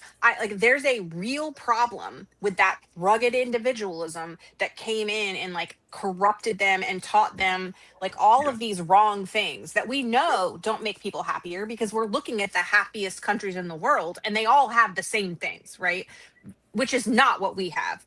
And so there needs to be a lot of education about that, so that people realize that they are in fact ruining their own lives by objecting to these types of policies. And we don't have to win all of them over. We just have to win enough that people start voting appropriately for the people that want these kinds of more progressive policies, so that we can emulate these other countries. And like you said, it's going to take a long time, so people understand the amount of work that it's going to take to completely restructure things, because we'll have to scale it out. It's going to take a lot of work to shift what has been our way for so long, but I don't think we can do it unless we have more buy-in from voters. Here's the other thing too. There, like when you start looking at, I'm not going to say it's cheap, but like in-state college, like in California, we are very lucky. We have a lot of great colleges here.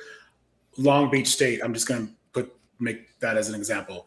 I haven't Googled this since I was researching for my son, so it may be different, but at that time, the average graduation rate was 6 years. So because courses are impacted, so you're not able to get all your courses. So you're paying 6 years of that tuition.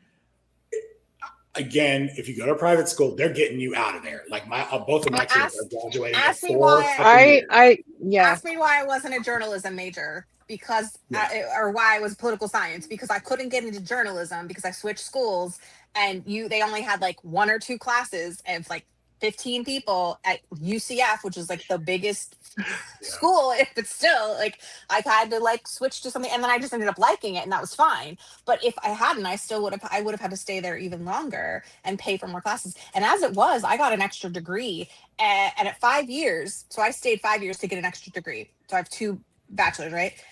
They were about ready to increase my tuition, because at some point, if you get enough credit hours, then they start jacking up the prices on those credit hours. So not only are you paying to get your degree, but a lot of kids will be like, oh, okay, I'll get 2 degrees. Well, I'll struggle this, I'll do this, whatever, to make sure that they have to wait for those classes that are full. But then they have to pay more per credit hour for those classes. It's a giant fucking scam. And that's an in-state school, by the way. That's to your point, that's an in-state school in Florida. That's how they were doing it before. I'm sure they're still doing it now because it's predatory. So anyway, And that's even- just so you know. Yeah. Even your I best definitely community colleges, like here in Los Angeles, we have a few, they're impacted too. So a lot of those kids, it should be 2 years, right? A lot of those kids, it's taking 3 and 4 years Crazy. just for junior college. And then they get cycled into working, and it's going to take longer with it. Yeah. It's a great thing if you can do it, doing the community colleges. And some of them are feeders into like UCLA or whatever, but it's not easy there either. So Yeah, I know my daughter just graduated, thank God, and this is the first fall that I don't have to worry about tuition. It's such a weird feeling, like it's Well, it's like August you and got I'm a like, raise. oh You wait, gave I don't yourself have a to, raise. what's going on? But she went through that exact that's a thing. She needed literally like 3 classes, I think, to complete at UC Santa Cruz, and she just couldn't get in. The classes weren't available.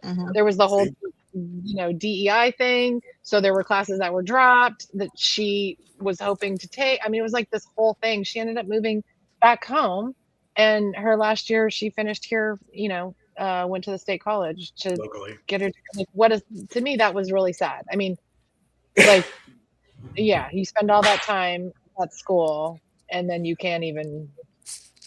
I mean, and that's if you not to know mention what you're housing. doing. Oh my God. And you're not like me who changed Yeah. universities 3 times and majors like 12. I had every major I think you could possibly have because I had no idea what I wanted to do. And so that's just, I mean, the kids And who know what they want to do. The rest of us are like, what? I don't know. And housing was absolutely insane. I mean, I don't know if anyone's gone to Santa Cruz, but wow. Oh, like, yes. Good I had a luck. friend that And lived there. they hook you, right? So like, Yeah. you get the dorm, you get all the options.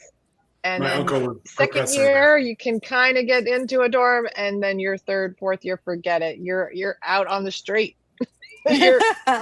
Kids were living in their cars just to get to finish their final year, so their senior year. So And that point you Yeah. just made is not uncommon at colleges everywhere, where Yeah, students exactly. are living I out know of it's their not just- cars. yeah. They're using gyms to take showers and whatnot. That is Yeah, very sad. That YMCA. is very Yeah. And it's like ridiculous. We're like they're out here. Republicans are claiming like we're the best country, in the world. We have students sleeping in your cars. Like y'all need such a reality check if you believe that we are like the city on a hill, the best, the nation to look for, to model after. Like, what are you talking about? Like, people are starving and don't have places to live. Like, it's not great. It wasn't great, but it's definitely not great now. All right. Well, did y'all see this and the explanation behind it? Support Trump or civilization will collapse. Those are quotes. And it's true. I'm calling for it right now. 25th Amendment, impeachment, whatever needs to happen to get this front and center, to get control of our country. I've been very open with the fact that I will be supporting Trump. I'm completely embarrassed that I supported Trump in the past because of, the fact that he completely flipped on his entire base. I wish you the best of luck. Thank you very much. It's I'm a great behind honor. you. I never even wanted Trump to win until he was the only guy to vote for. Dude, Trump is the man. You guys ever meet Trump? You talk to him? No, you meet him and he's actually a solid guy. When you're at a Trump rally, you're like, oh, I could definitely see how Hitler happened. Like, I'm not joking to you, dude. When you go to a Trump rally, it makes you question the sanity of everybody. If Trump said, go grab a gun and go do anything, they would do it. They would do it. I know, it's a cult. I became an active Trump supporter when they raided Mar-a-Lago. You and I and everyone else who supported him, you wrote speeches for him, I campaigned for him. I mean, we're implicated in this for sure. I want to say I'm sorry for misleading people. It was not intentional. It might be crass and it might be certain parts of it might feel, vulgar or whatever, but it is democratic to have people come out to speak directly to them. To run as an America first, and you're going to take care of America, and then turn around and go, all of these things, daycare, Medicare, Medicaid, we have nothing to do with that. We're fighting wars. This is the greatest about face in political history that I have really ever seen. So it came out, there was an article. The reason why they're flipping is not because they saw the light. It's because their viewers are tanking. They're losing millions of viewers. And they realize, this is a sign that people have had enough. They don't want to hear this bullshit anymore. And that's why they're like, nope, we got to abandon Trump. So it's not like they're like, oh, they really believe. They never believed it in the first place. And now they don't believe it again. So it's bullshit. Yeah. Okay. So Max, we're running late, so we're gonna move through this kind of quickly. I don't know, Casey, if you want to jump in. Maybe we'll play. Why don't we show everyone? I can do a quick summary, and also I can some of these clips are in my video that I made on this too. So just you can go to my page. It should be on YouTube. The Max Miller, who is a representative in Ohio.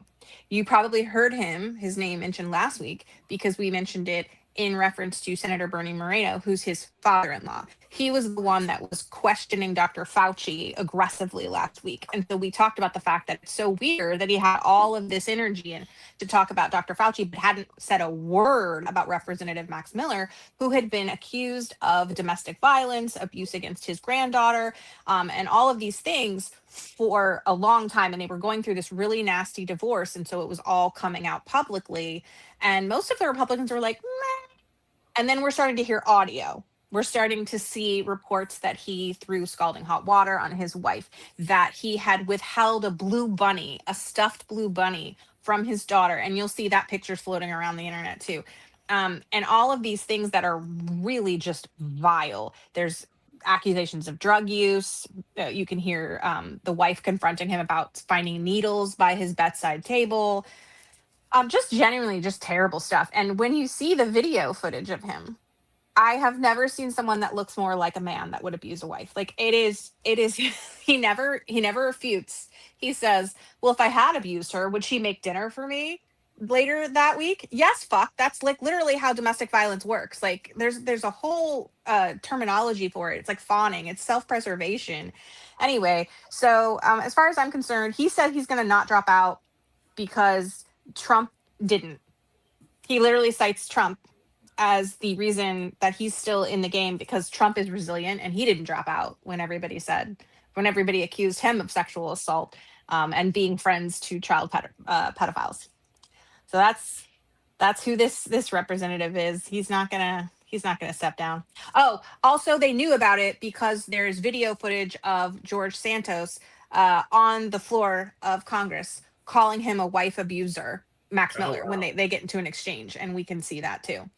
So if you want to see some more in-depth reporting on this, Mother Jones has done a lot of work on it. A reporter by the name of Abby Vesoulis with a V, Vesoulis.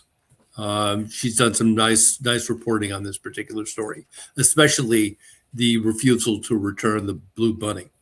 She had the texts. And headquarters, Kamala Harris's channel, they've been on his ass. They're posting multiple times a day. So they've also got all the recordings there too. If you're just looking for a quick shout out of the audio and stuff. So he still has time to drop out of his race, and the Republican Party can replace him. It's at some point next week that would be the deadline. Yeah. And they are heavily pressuring him to drop out. But Trump late last week called him a good guy, and then either yesterday or today said, I have nothing to do with it. Max is still a good guy, but I'm not going to. Yeah, it didn't look good. It wasn't looking good, but that's it. And then also in the interview, Mike Johnson was like, we got to let this play out. We can't get involved. We got to let he was very clear. Family matter. Yeah, it's a family matter. Because this guy's saying, oh, they're all supporting me. And they're not saying that. They're just saying, we're going to let them sort it out. Like, divorce is, like, it sounds really messy.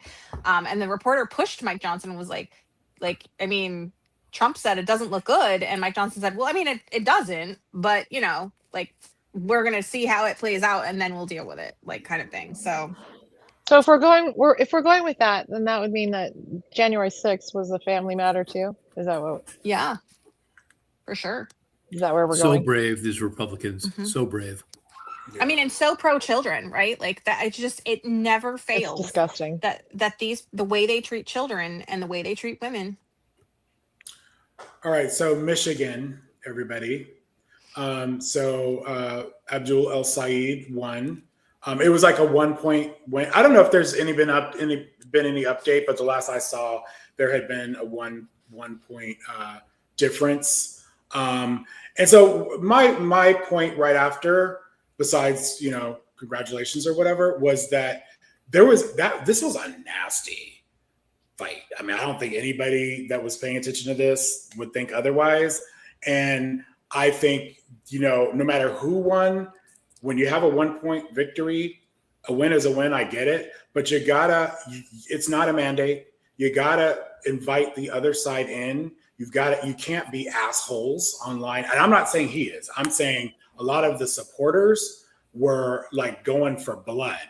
And so I was just saying, look, make nice with these people, or you don't even have to make nice, but talk about policy that you have in common, but just don't be an asshole. And the other thing to keep in mind is we had a pretty nasty race. I'm not from Texas, but there was a nasty race in Texas over Senate.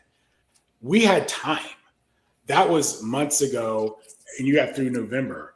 We are less than 90 days away from the midterm election. They got to figure this out super quick in Michigan. What are your thoughts here? And that goes for anybody in the chat too. To her credit, Haley Stevens immediately put out a statement saying, she did. I want to be supportive of him and everything. Yeah. I feel, and she did it like really quick. I thought it was great. Yeah. I was so happy to see that. Mallory McMorrow did as well. Like as soon as she did it the night declared, they were still counting. Mallory McMorrow. Well, they had already called it some places. So AP didn't call it. AP didn't call it. No, it was somebody else that had called it. So I felt really validated in this because I felt like that's what I was seeing online, and that I also felt like there were just a lot of people that were looking for what they felt like was more of an assertive approach that would be able to, because, you know, this is a 6-year seat we're talking about, right? So this isn't just, they're not going to be gone in 2 years. This is somebody that's going to be around for what we hope will be the rebuilding and restructuring of government that's going to take place if the Democrats get enough of a majority. So I think that what we saw was a lot of younger people that were looking for someone with like very overtly progressive. They had a lot of overlap, which is why I think that it was close. First of all, like I do feel like that they had some things that they both shared. But I personally believe that the good news is that even if you don't like him personally, he has 6 years to sort it out. And if he doesn't, the people of Michigan will not let him stay. Casey, he has to win this election. He hasn't won. No, I'm saying, I believe that he can. And I believe that he can.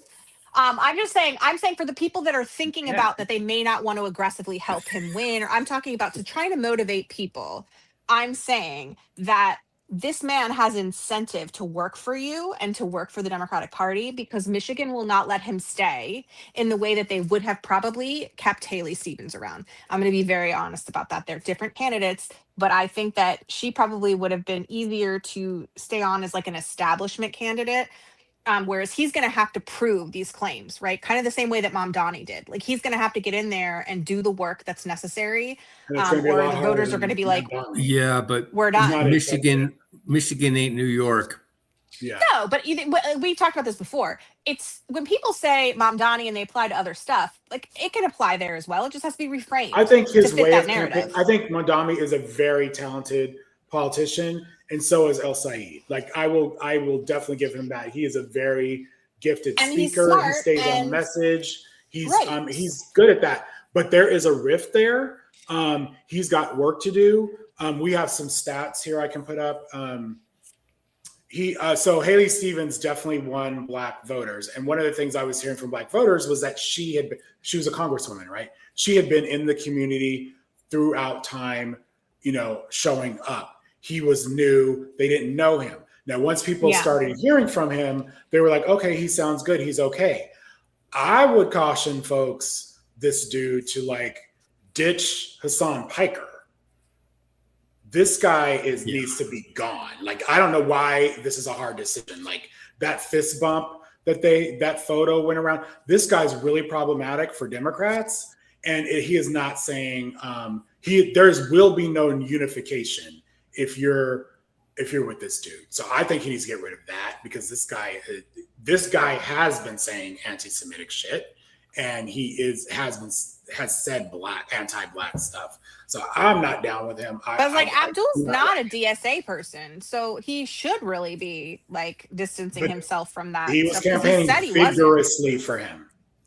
Piker was. So that's what I'm saying. Well, I know, because they like Abdul, because he's going to do, in fact, a lot of his policies would have been better for the Black community than Haley's policies. So his policy wise, it probably would be more beneficial, but that doesn't necessarily, you don't know if somebody's going to actually follow through with those policies, right? That's just what his platform was.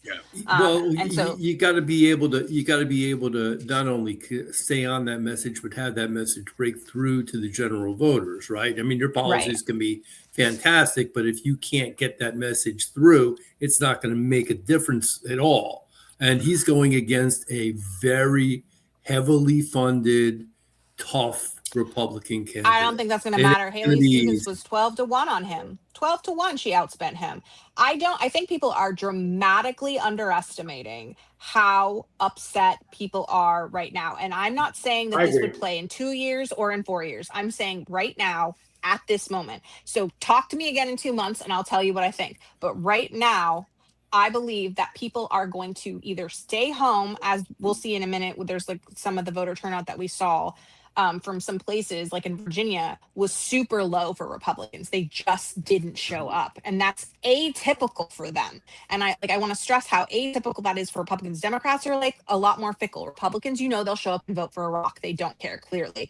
So it's really telling that they're not showing up when there's a statewide Republican Senate seat to do that. So I think what we're seeing, and what we've been seeing with the special elections, and people keep saying, oh, they're one-offs, they're special elections. No, I think people are not motivated to show up and protect Republicans because those policies aren't protecting them. And they know that. And this is finally where we're turning a corner. The war was the corner. Because now the gas prices have affected everything. Now people are starting to feel the pinch. They're going to start to feel the Medicaid cuts if they haven't already. Now this is where we start to turn the corner, and people just, whether they say it or not, they're not supporting a Republican right now.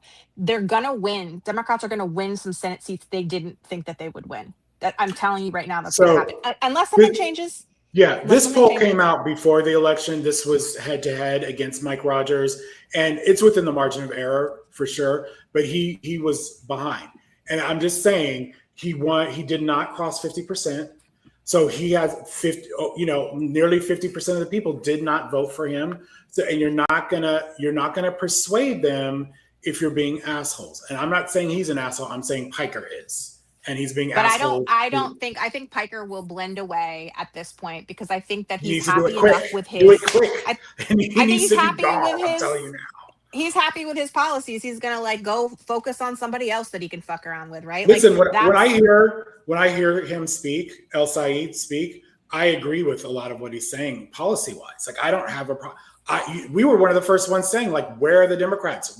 Why aren't they fighting? This has been the case. But you don't have to be. I'm not gonna. I'm saying he isn't a good example of this, because as a man of color, he's not a white man. He does not have a white man's name, realistically, okay? Right. And for him to come in and win a seat in Michigan, that it doesn't matter if he won 50% or not. That's a big win right there. But they also have very similar platforms. So I didn't expect there to be this big differential between them anyway. Like that's not surprising to me. But I will say that in the general, I really think what you're going to find is it's not so much getting them to support him as it is getting them to sit it out, the Republicans, and getting enough Democrats to show up, because they will straight ticket down that ballot and we'll be okay. It's going to be a very interesting election, to be sure. This one in particular, this one in Maine. In Texas, yes, 100%. And I say this because everything seems to be sort of like moving quickly and slowly at the same time. So like I will check back in with you in a couple months and give you the flavor of things. But right now, people are just so exasperated and so like just over this. The idea that they're paying so much for groceries and that everything costs so much, and they're seeing now you got to put diarrhea lettuce and infected blueberries and jalapeno. Like the jalapenos, I gotta be honest, were like the last fucking straw for me. I'm like, this is just like that's you took out my cilantro, my jalapenos, that's like my summer staple. I'm a Jewish guy that loves bacon. You're taking away the bacon from me? No. God, please, what are you doing to me?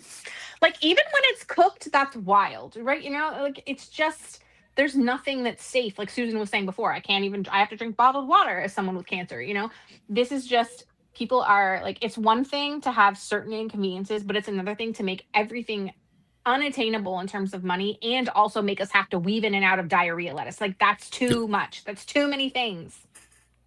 So, you know, there's some meddling going on, and just everybody keep an eye on it. Good night, Adam. Keep an eye on this rat fuckers. Republicans are going into races and boosting their preferred opponent. And that just happened with this dude. So just keep an eye on that. I'm gonna play this clip for you guys. And my takeaway from this, these are Michigan voters. Well, I'll tell you after. These are some Michigan voters basically talking about the issues and their concerns with Trump and all that kind of stuff. And just listen. Put some brakes on this current administration. This dude is reckless. Choose the strongest candidate. And even though the Democrats have a lot of momentum, you still have to choose a person, because Mike Rogers is no joke. Are you satisfied with the way Democrats have handled Donald Trump this second term?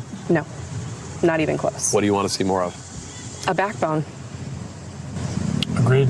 He's running roughshod and nobody even trying to trip him. Is this vote about Donald Trump or more about what benefits your life and your community? It's more about what benefits my community. A lot of Democrats are just expected to win because they're not Donald Trump. That's a lot of the messaging they have. This sounds to me, these are Michigan voters. This sounds like us. These sound like voters all around the country with the same concerns. And they just want, you know, fighters, basically. And this is why I'm saying it's the risk that's worth the reward at this point. Democrats speaking out, Democrats being aggressive in their approaches to things, Democrats saying, like, we are going to tax the wealthy, because at this point, like, that's what's going to benefit you. Like, having all of the more progressive rhetoric that would have seemed extreme before is going to seem like people that are out there fighting against Republicans right now. You're going to get through stuff that you otherwise wouldn't get through. I think you're going to get candidates through that, like Abdul. I don't know that he would have gotten elected in normal terms, but because of right now, I think you can use that. He is somebody that's looking like he's going to take action. I can't say that he will, because obviously we're not there yet, but looks like he would. And that's what I think people are looking for right now over anything else, is somebody that like looks like they would speak out against the Republicans. And if they look like more of an establishment candidate, then right now people have such distrust of them, because we're watching most of them not push back. We're watching most of them get steamrolled, and people are tired of it. And it does not matter about the nuance involved. It does not matter about all of that, because they've seen the Republicans consistently do this year after year after year. Yeah. And so they're like, enough, our party gets to do it for once. Like, right? Like, enough. Like, they find a way to be in the minority and fuck things up for us. Like, why can't you do the same? Casey, you mentioned Republican turnout in Fairfax County. Yeah, so this is, I haven't checked the numbers at the end. I meant to go back and do that, but I just saw this and I thought that this was like a really interesting point, which I had talked to the poll workers at my precinct, and they had echoed this, which was that, number one, for the first time ever, the mail-in ballots had outmatched the in-person ballots, right? The absentee ballots, the mail-in ballots, largely because our primary had gotten moved from June to now in August. And that meant people were out of town for vacations and all kinds of stuff for summer that they normally wouldn't have been there for. So that was some of it, but that also that, you know, it's like they don't know who's voting what, obviously. But I will tell you this, do you know who wasn't there? The Republicans. They did not have a table there. I have never seen that in the history of me living here, because even though it's more of a bluer area and my precinct is very blue, they've never not been there. They've never not shown up. That was crazy to me to see like an empty space where you would normally see the Republican tent, because there's always a Republican and there's always a Democrat that shows up. They couldn't even find somebody to show up. So I cannot impress upon you how wild that was to see. I just think that I'm sure somebody will be there for the actual election, the general. But I thought these are like really bad numbers for them to be that much lower than Democrats. But for Republicans even, it's crazy. All right. So it makes sense. It makes sense. I just want to clear. This makes sense. It's weird to see. So as of today, we have 89 days to, I mean, November sounds kind of far, but when you say 89 days, that doesn't sound like very far to be trying to flip the Senate, especially when we've had like some issues. We had Maine, which was like, what the fuck? Before that, Texas was kind of freaky. And now we have Michigan, which hopefully they pull it together. I think people just need to get over their feelings and try and, unify and all that stuff. We have to give them time. They just don't have much time. So what we're doing with the reformers through election day is we are going to be highlighting candidates. Tonight we're highlighting 2 Senate candidates, but it won't always be the Senate. It may be governors. It could be congressional candidates. But that's what we're going to do. We're going to go in preferably flippable districts. That's our main goal here, and to kind of highlight them and show you a little bit about what's important to them and what their platform is. So tonight we're doing Josh Turek and Tallarico, James Tallarico. So we're going to highlight both of those. Josh Turek. The one point I want to say is just remind everybody we have to flip 4 seats. Michigan is not a flip. We need to keep that seat. We cannot lose Michigan. If we lose Michigan, that is devastating. Like that. And right now it's classified as a toss-up, which is not a good space to be. So we need to keep that seat, help Michigan, protect Michigan, but that's not a flip. That is not, if we win Michigan, that does not really move us closer to flipping the Senate. Josh Turek does. And if y'all know, we've talked about him on this live stream before, but we need to flip 4 seats. One of his big things is the Farm Bill. And this is a quote from him. "When I am in the Senate, Congress will not recess until we have an active Farm Bill." He's really on the side of farmers. And you can see he was a Paralympian. This guy has had he's had a ton of major surgeries, but he is not screwing around. So when I was researching him, one of the things that hit, and I think when, I'm from LA, when you're from a big city, a lot of times there's issues in other states that you never thought of, or they don't resonate with you. Like we hear about farmers, but I had never really heard about, let me put up this next slide, the right to repair. I came across that and I was like, what does that mean? And and that's a huge signature platform for him. So basically what's happening is, I don't know if I should mention I'll mention brand names. So for example, if you bought a John Deere tractor, maybe you spent $500,000, $500,000. That's the number that I had found. $500,000 for a tractor, and it breaks down and you try to repair it. You can't really finish the job without their approval, without their computers, without, so he's making it he's trying to make it so you have the right to repair your computer. They have to provide manuals. They have to provide computer assistant. You should be able to repair a computer that a farm equipment that you purchased. So that was his signature issue. And then here's a speech of his. The Senate, Congress will not recess until we have an active farm bill. No one gets to go home until our farmers are taken care of. I also want to make sure that we do something to address the monopolies that are jacking up our input prices and making sure we've got monopoly enforcement. Make sure we have country of origin labeling on our beef. We've lost 100,000 beef producers in this country.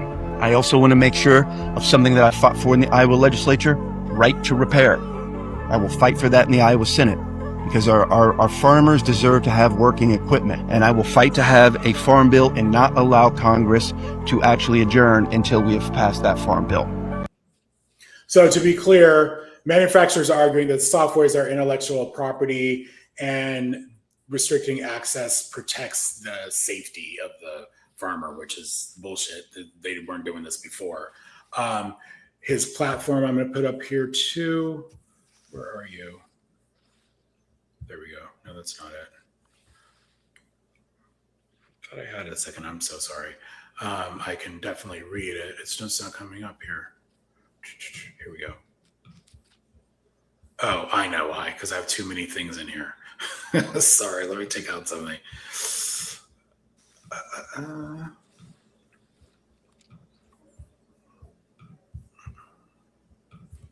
Here we go.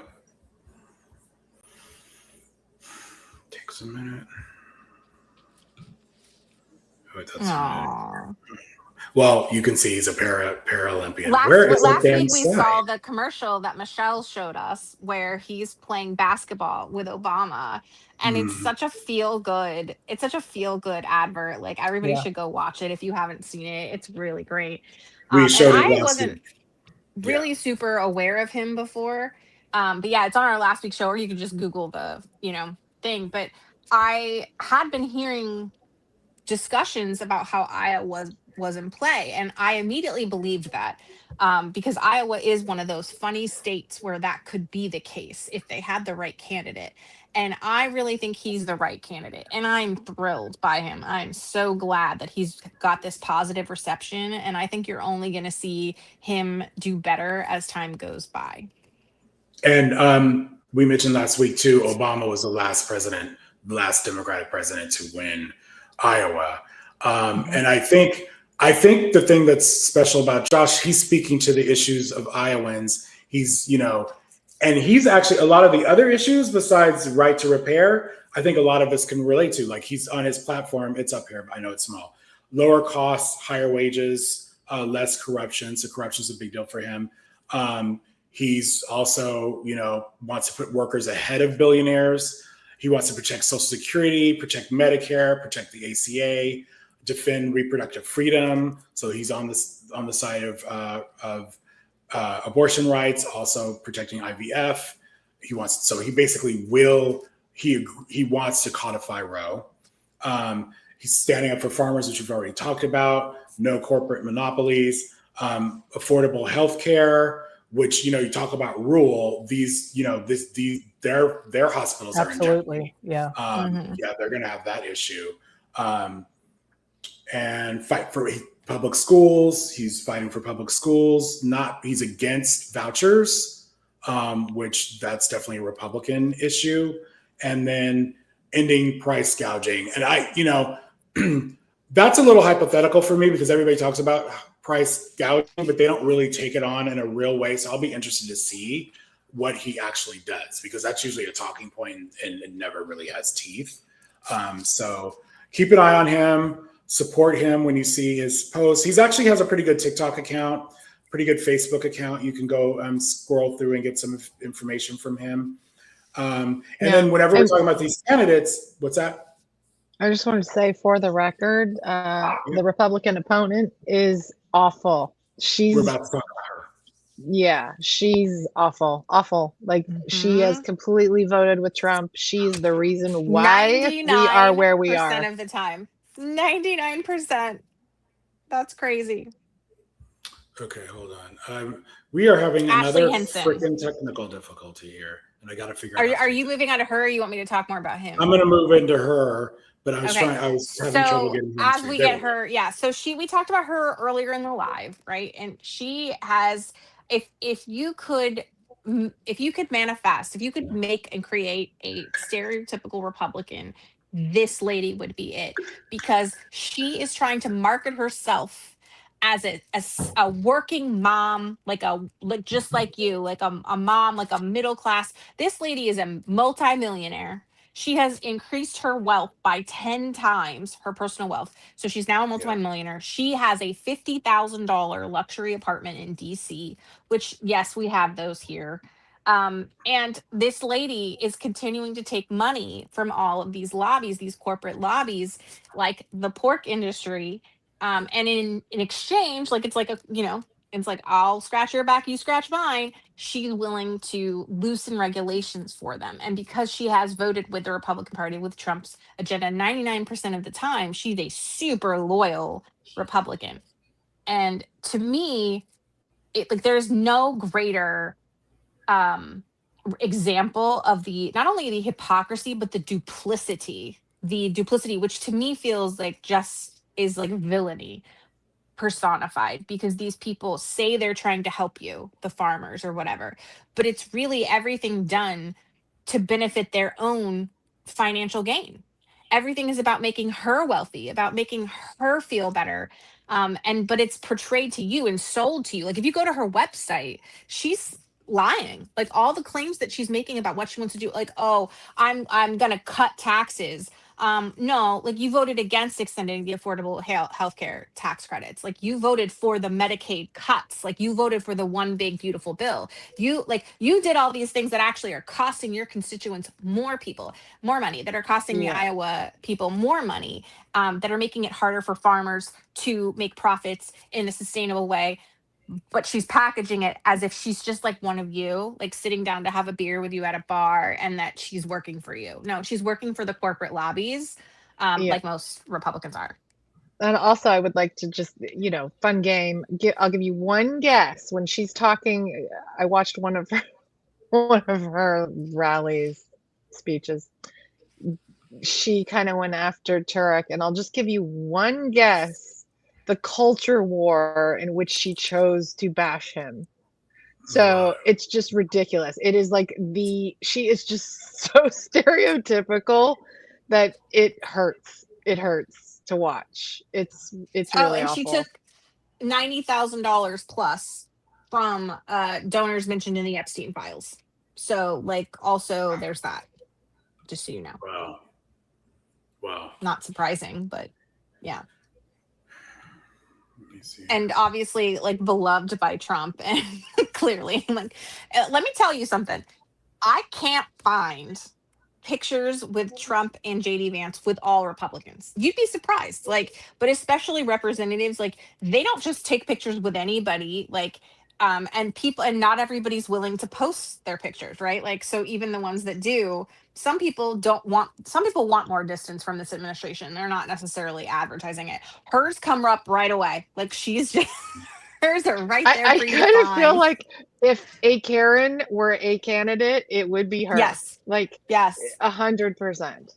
Absolutely. Just could not be more quintessential, stereotypical, and it's infuriating. It makes me really frustrated, because it's one thing to be, to be benefiting or whatever. A lot of people, they become a member of Congress and they get wealthy on it.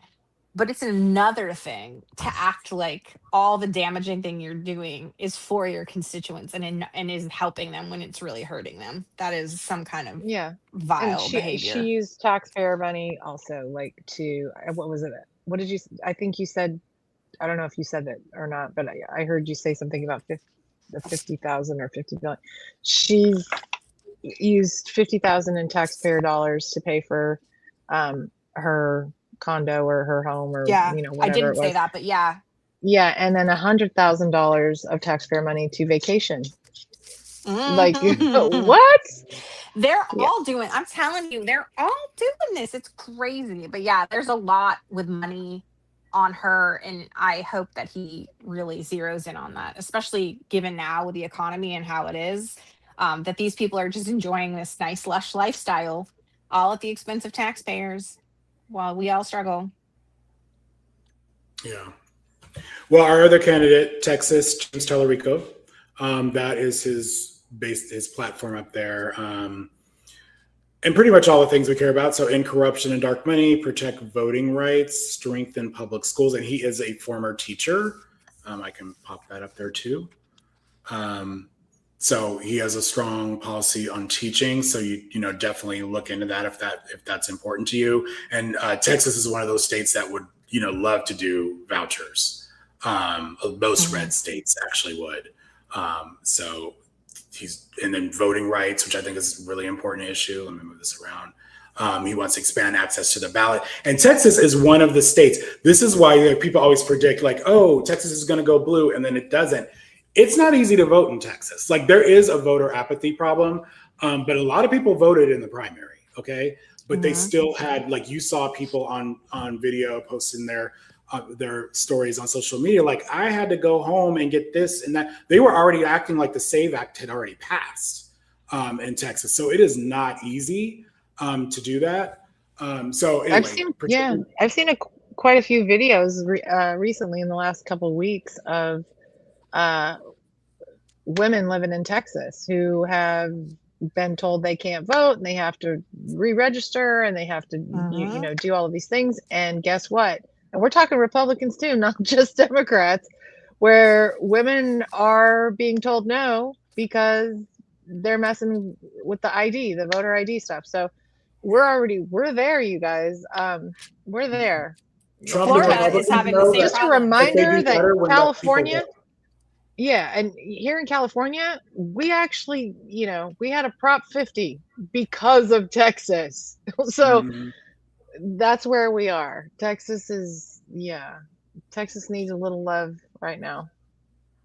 So he basically wants to protect voting rights, and that every candidate, honestly, every Democrat should be doing what they can to protect voting rights, and including governors. Like look at your redistricting situation, because we did not start this fight. That was started by Republicans. Shout out to the Voting Rights Act. Today is the 61st anniversary. Yeah. So on healthcare, he's, you know, for affordable healthcare, lowering prescription drug prices, letting everyone buy into Medicare. That is his language. I don't know if that means Medicare for all. This kind of sounds like it to me. But he's for so he says buy into Medicare through a public option. So anyway, a public option is what we need, right? At the end of the day, I think most people agree with that. And what else did I want to show y'all? We talked about ending corruption, I think. So when I was researching him, somebody had mentioned to me, what is his, or to us rather, what is his stance on legalizing weed? So I posted this earlier this week, but when I was researching, I came across a video that had went viral again the day before. I don't think it went viral the first time. It's from 2025.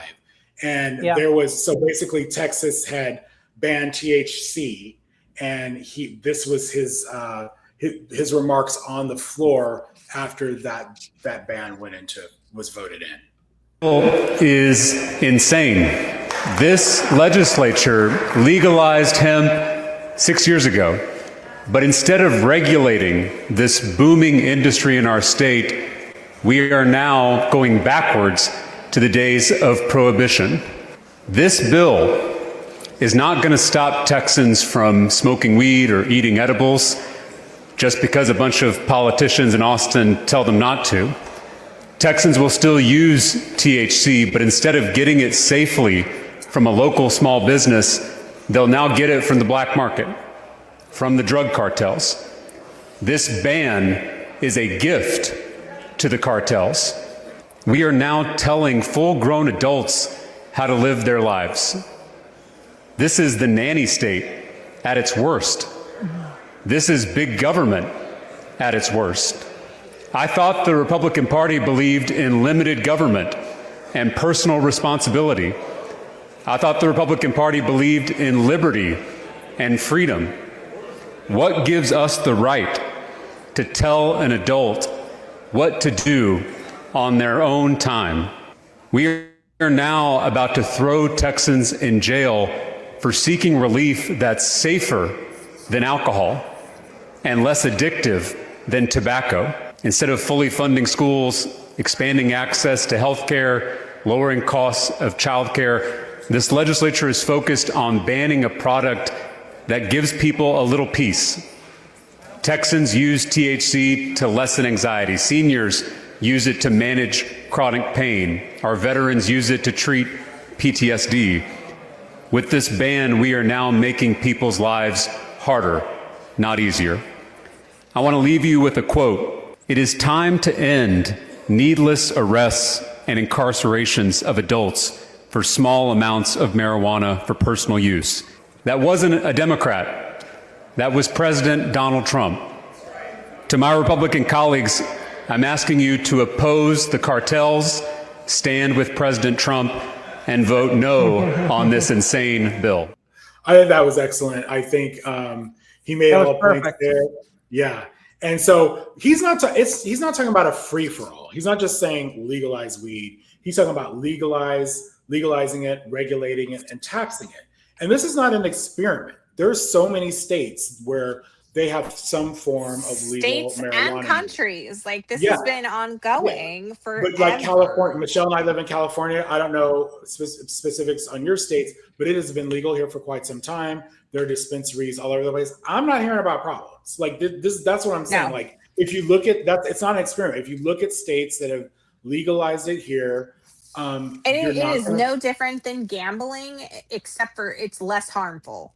And so, like, my point to that is that there were people that initially had opposed gambling because, you know, like for whatever, but then they realized, oh, we could make a crap ton of money if we regulate it. And so they didn't care about anybody or anything if they could regulate it. And so now here we have another industry where that's there for the taking.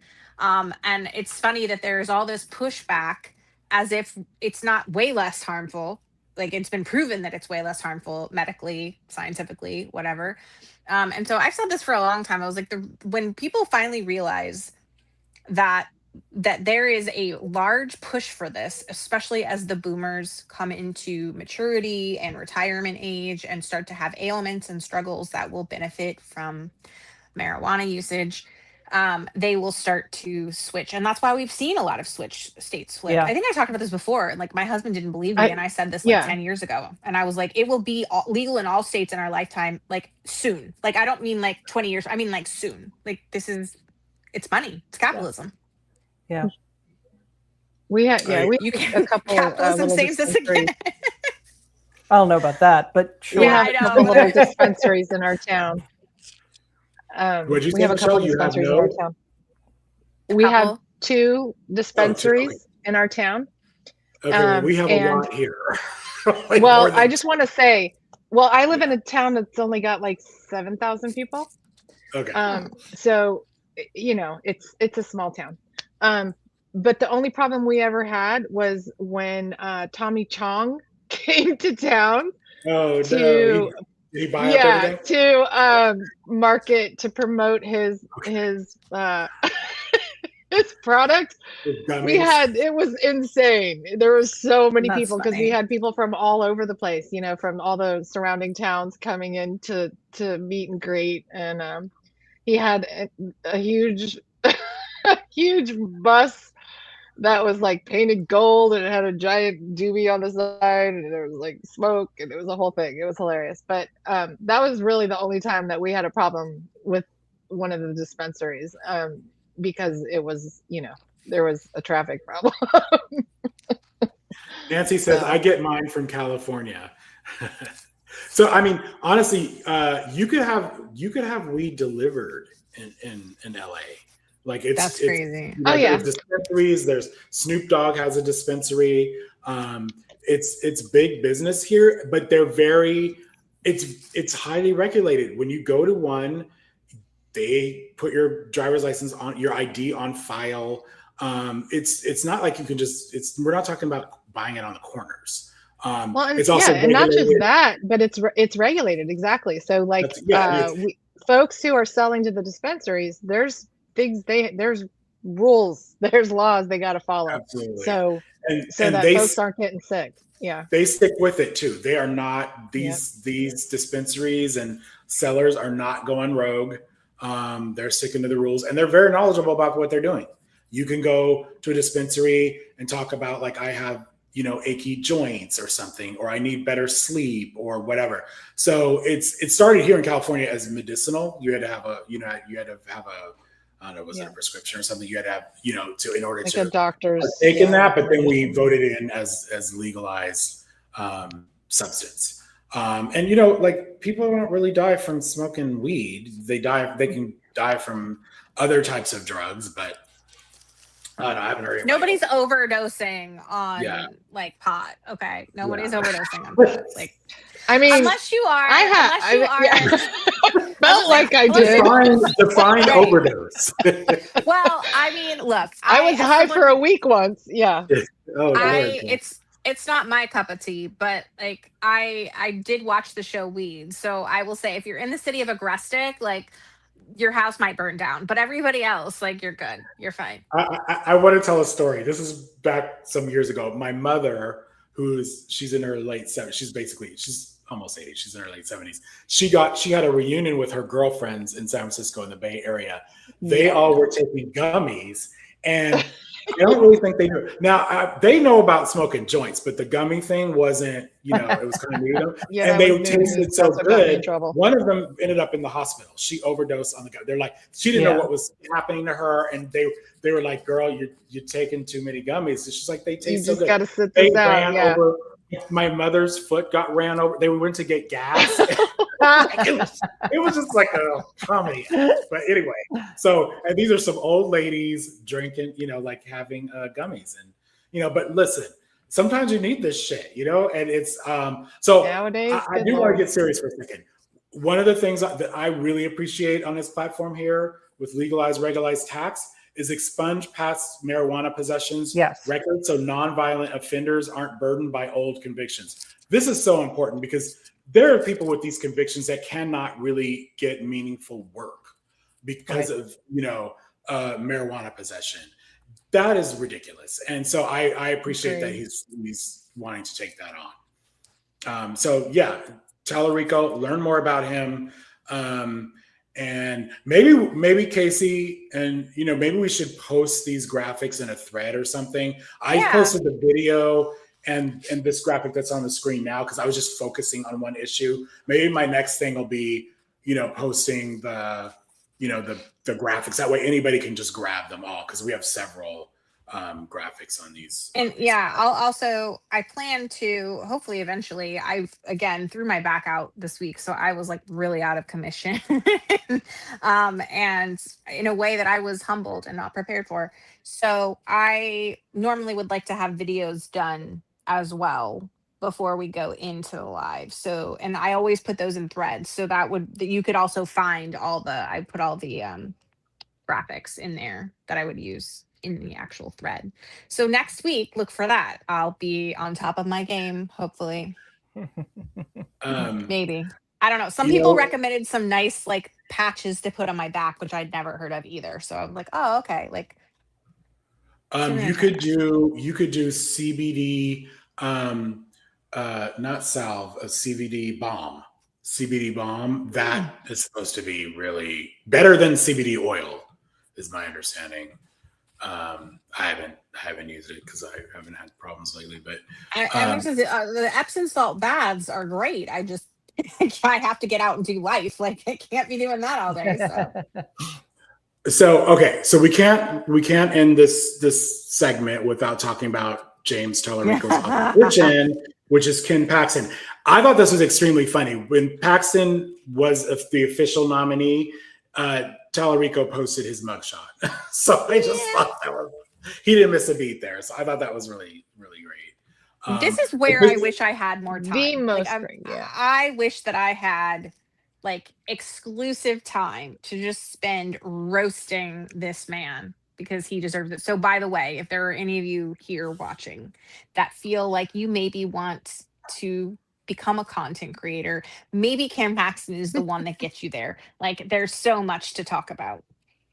So we just talked about voting rights with Tallarico, and we have the polar opposite with Ken Paxton. He wants to suppress the vote. He has vowed to crack down on illegal voting, which is not a thing. That's not a problem that we're having. Wait, isn't he the one who actually illegally voted? Yes. He illegally voted. Yeah. Wasn't it like 5 times? Okay.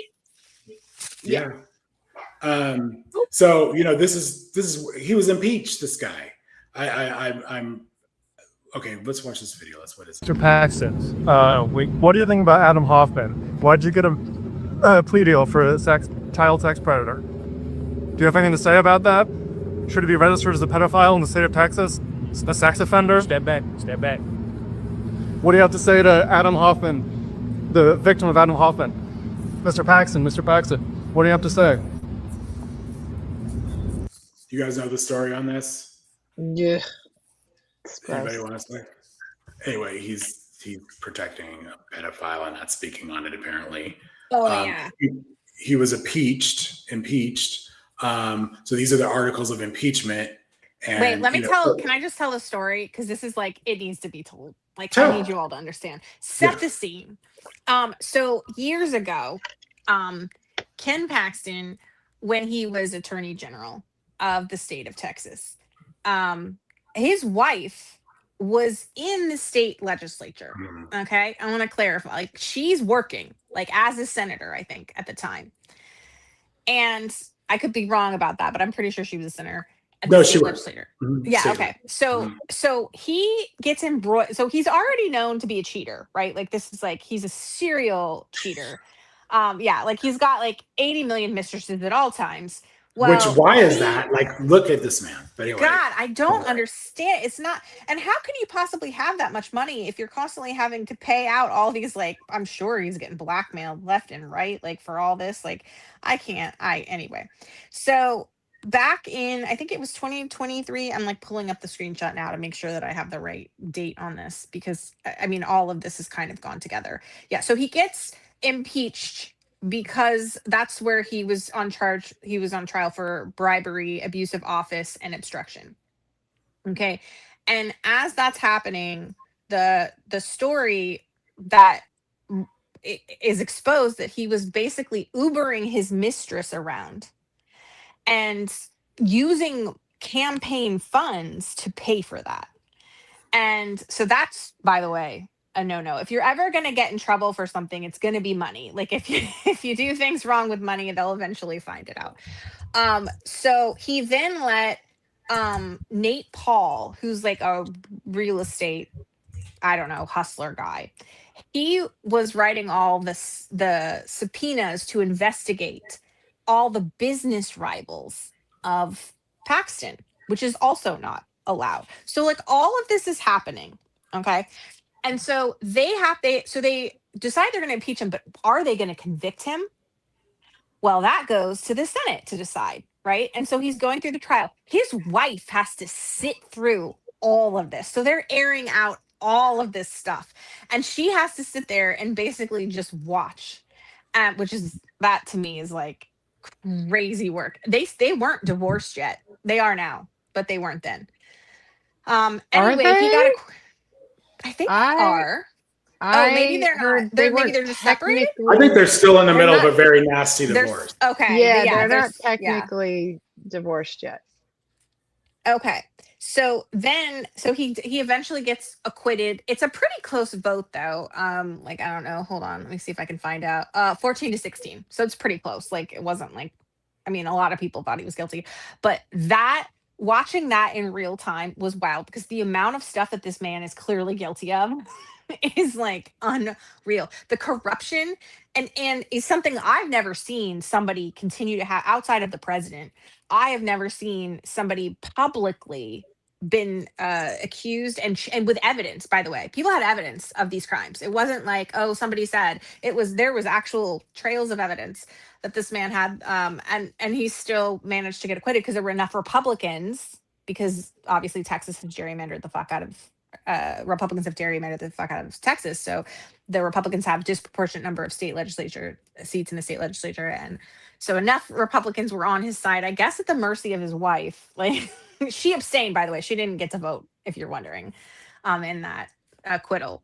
So he somehow, like, is the roach at the nuclear reactor that somehow manages to crawl out and keep living his political career. And I'm really looking forward to, but he keeps losing.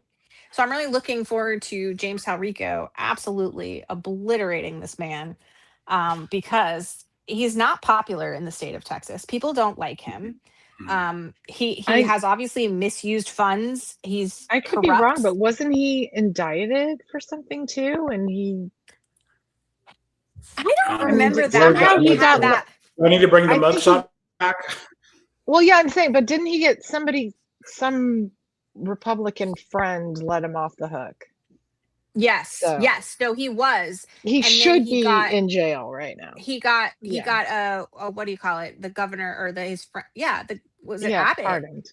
Issued him a pardon. Yeah. But the other thing he did, which a lot of people forget, was after Roe v. Wade was overturned in Texas, there was a woman, hold on, what's her name? I totally blanked on her name, because I want you guys to be able to look her up. It was this super public thing. It was at the very end of 2023. Oh my God, how is this possible? Kate Cox. So Kate Cox was pregnant and needed not to be because of a medical issue. And she was like one of the very first people, because she's like a white lady in Texas. Yeah. And so all the doctors had kind of agreed. And so at some point, like, not only like, she had a viral video. If you search her name, you'll yeah, find her. You can find it. But the fact that this woman, Kate Cox, had gone public and there was sentiment like around her, sympathy for her. Well, Ken Paxton like went after her and was like, if you go get treatment for this, like, even if you leave the state, we will prosecute you. Like, if he threatened to prosecute her if she went out of the state of Texas to get the procedure done. And it was all in public headlines. You can Google it. Because the headlines are like how Texas tried to torture a woman for being pregnant. And anyway, it was like, the judges were on her side, like the judicial, like the lower court judges were, but because he was the attorney general, the acting attorney general at the time, that's how he was intervening. So that saga was, I did a couple of videos at the time, but you can find clear evidence on the internet of this. And it's just wild to me that we're here in 2026 after all of this happened in 2023. And there's been other things since then. It's crazy. Gross. All right. So now we have the call to action, and we do this every week. So something that's been going on, Michelle, you probably heard about it because our attorney general is one of the ones leading the lawsuit against this. Trump is actively trying to get voter rolls and get states to purge voter rolls. And this is happening. Democracy Docket warned of this. This was like just yesterday. Democrats warn Trump administration against promoting last-minute voter purges as quiet period begins. And so our call to action is to make sure you are constantly check well before. So two things: find out where your voter registration deadline is, and make sure you've checked that you're registered before that deadline. Okay, because once you pass that deadline, if you've been purged, you're out of luck. Remind your friends and family, go on your socials. And above all, I would say, well, not above all, but I think it's really important. If you find out that there are shenanigans in your state, that they have done a purge, blast it on social media. Hopefully we see it and can blast it too. We need to help each other. We need to alert each other when this is happening, because they are trying. And that it's happening at this, this very moment. Blue states, they would love to do it to us more, to be honest, than the red states. They want to purge our voter rolls. Obviously, the blue states are going to be fiercely protective over that, and there is a lawsuit right now. So hopefully that's successful. But make sure you're registered to vote, but first find out the deadline so that you're registered in advance. California, we're lucky we have same day voting, or same day registration. Red states in particular be very mindful. Rare. I don't know of a red state that has same day. No, that's they're all like 30 days out for the most part. Yeah. So that's why And I say they make like it difficult. be mindful. Like Texas, for one, absentee voting is really difficult. It's to qualify for that. So, not every place is like California. We're very lucky. We'll have an election special on this topic a little bit closer, but far enough out that y'all can fix it, right? And we'll include numbers and resources that you need to call if you have an issue in your state or area where you run into this problem and you're not sure what to do as we get closer. But yeah, like right now you can Google that and you have time, but like when we get closer, we'll give some. Yeah. I'm old enough to remember what happened in Georgia not that long ago, right? Where they waited until, what was it? I think folks were saying it was like a week or two before the election. Yeah. Yeah. Where folks started going to vote and realized, wait, what? What do you mean I'm not on the register? Yeah, I'm not registered. So yeah. And also the other call to action is check your registration. Amplify those candidates that we spoke about. If you see anything that they've done, if you could just like share either our graphics or if you could share out their posts, or just be mindful that those are races that need your help and support and that they could absolutely win. We should repeat just really quickly every week. We have graphics for this. It's kind of late now, but what the flippable seats, like the main targets of flippable seats in it are, and then what we have to protect. For example, like I mentioned, Michigan, that, there's people are acting like that's a flippable seat. It is a seat that we have to protect. We cannot lose Michigan. So we gotta get it together there very quickly. Okay, one more thing. So this rental property in Arizona is now home for Emily Arner and her family of 5. The family was forced to give up their dream house just over 1 mile away after going into foreclosure. We had no plans to ever leave. That was going to be our home. Arner, who's a flight attendant, documenting their journey online. We're just in pure fight or flight mode. When her husband unexpectedly lost his job last year, they soon fell behind on mortgage payments. We had no way to cover it, no way to pay for it. And we tried everything that we could possibly think of. Nationwide, foreclosure filings spiked 21% in the first 6 months of this year compared to the same time last year. They're up 28% from 2 years ago. If there are economic stresses on a household, people have to make decisions. What bill am I going to pay now? What bill am I going to put off? Foreclosures are still well below their peak during the housing crisis more than 15 years ago. But factors like the end of pandemic-era protections, higher mortgage rates, and rising costs for insurance and property taxes are now behind the foreclosure trend moving in the wrong direction. Should that make people worried that we could see another foreclosure crisis down the line? I mean, I think we have some protections in place that didn't exist 20 years ago, especially at the state level. 9 months since leaving her family's house for the last time, Arner hopes her story can be a cautionary tale. If you don't have, savings or a way to cover yourself, it absolutely can happen to you. It can happen to anybody. Experts we spoke with say that if you are having trouble making your mortgage payments, you should seek help from a government agency or nonprofit before it's too late. Many states have extended their timelines to resolve foreclosures through mediation in court. Your state's attorney general's office may be able to point you toward a reputable housing counselor. So foreclosures are up. We should keep an eye on that. That is not a good sign for the economy, but quite frankly, there's a lot of bad signs for the I was gonna say. Now. Yeah. All right. Well, now is the time for the best of the week. Do y'all have anything that you wanted to? Oh, I forgot to send you my thing. You want to send it to me real quick? Can I send it to you real quick? Okay. You can send it. Text it though. So I will. That it was the 61st anniversary of the Voting Rights Act, and we need to keep protecting our right to vote, y'all. And then what I wasn't prepared for was somebody sent me the text of Trump's I don't know, I think it was AI, so I don't want to push that, but whoever created that video of Trump with big hair, Oh yeah, God bless you. that's pretty Because good. that was hilarious. Yeah, I wish we could share it, but I maybe feel next like week.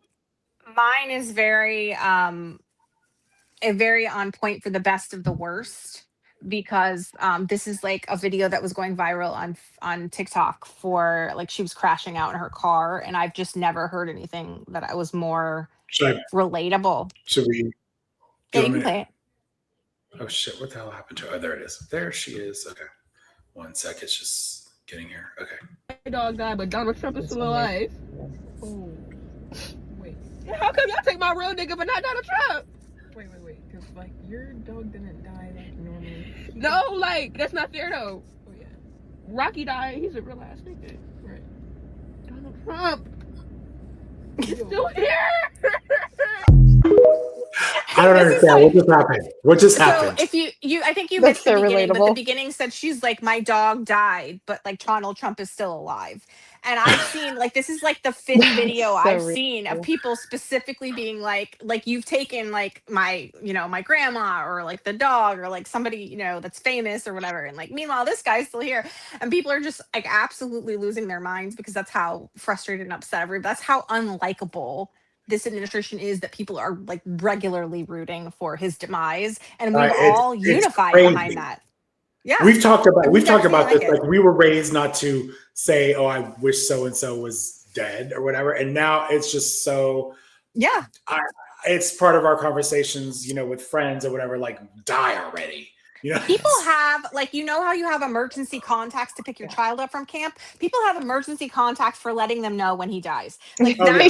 that's now. People are what like, it's like. if it happens, you don't even have to say, like, get into it. You don't even have to say it. Really, No. if it happens, call me. Let me know. Yeah. Like, I'm going on Like, vacation. I don't. I'm getting out of bed, I'm getting online, and I'm starting a live, and I'm starting to look at social media, and I'm popping some champagne while I'm doing all this. Like, absolutely, there will be. I have a celebrating in the friend street. who ends every conversation with "Text me if it happens." Exactly. Anyway, just know that there is, I feel like, some hope in the fact that there's so many of us that feel this way. And even though it's like, it's a bad feeling, it's also, there is some commiseration in knowing that we're all together in this Yeah. badness. I agree. So my best of the week, I came across this article by The Guardian. And so, this gerrymandering that Republicans have been doing in the South, they've been trying to like disenfranchise Black voters, take away Black voter power. They're actually shifting Black voters into what you would call white districts. Those districts are going further left because now there are Black voters in those districts. Gerrymandering affects House races. I'm not saying we're good there. We are not. But who's going to benefit from this? Democratic Senate, Democrat governors, other local races in those counties. They are now further left. So this article details one in particular. That is way too small to read. I'm just going to tell you. So Alabama saw the biggest shift. So this was like early voting. Saw the biggest shift in this trend. So Doug Jones is running for governor. Let's see what happens there. But Black voters are turning counties that were more conservative, more left. And so we had the trend, Republicans like slamming red states and taking away they were gerrymandering. Now it's poised to backfire. So keep an eye on these southern states, red states. I just thought that I laughed out loud when I read this article. And I think you're right. And I think that part of what we've seen in the past is that people stay home because they feel like they're in a red state that's been, especially if it's been aggressively gerrymandered, like that their vote won't count. Well, they forget about the Senate. Like they forget that the Senate's statewide, and now they're right. As we start to see stuff like this where there's higher voter turnout because people are so disgusted with this administration, what it's also teaching people is that in these statewide elections, they have a lot of power and voice. And so they could, in fact, really wreck Republican Party's plans by just showing up to vote for that particular race. And you see the potential for the gerrymandering to backfire in Texas as well, because they gerrymandered that thinking, oh, let's move all the Latino voters in these other districts because they voted for Trump. Meanwhile, he's been, arresting folks, killing folks, and they're like, fuck this shit. So they're not going to be reliable Trump voters, but we'll see what happens. There are going to be so many interesting races to watch for the midterms, and I think a lot of it will come back to the effects of gerrymandering from Republicans. Like, what did that actually do to voting power and results on election night? Some of this that I'm saying here about the southern states may not get as much attention at first because we're not talking about necessarily the big races. Like if it flips Senate, yes, but this is going to affect in-state races, legislative races, and the long term of that is that's how they were able to gerrymander in the first place, because they had these super majorities, these Republican super majorities that were able to do whatever they wanted, and you were not able to stop them. So it takes a while. It's going to take a while, but they may regret that day. So that was my week's best. All right, y'all. It's almost 3 hours. I cannot believe it.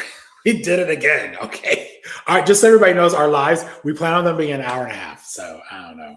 Just too much freaking shit happens during the week. And so much. And y'all, we even backburnered stuff. Like there was stuff bring everything. We didn't do. Yeah. So, I want to give a quick shout out when I was talking about the text that I received. I didn't realize it was actually a friend of ours, Dr. D, on social media. And his tweet or his post, Trump, I have to, it's a dad joke, but it's amazing. Trump to rebrand Republicans as the Whig Party. It's a small price to pay. To pay. So I just, thank you, friends. I love all you guys. Thank you. I appreciate all of you. Just talking about Doc, he's a reformer also, so he's part of our. So I just, one day we'll try and love get him our friends. on the lives. We'll try and do it. I love our friends. We'll have to do. We should do a Sunday live at this around the same time as our call one time, and do it that way. Yeah, we can do lure people on.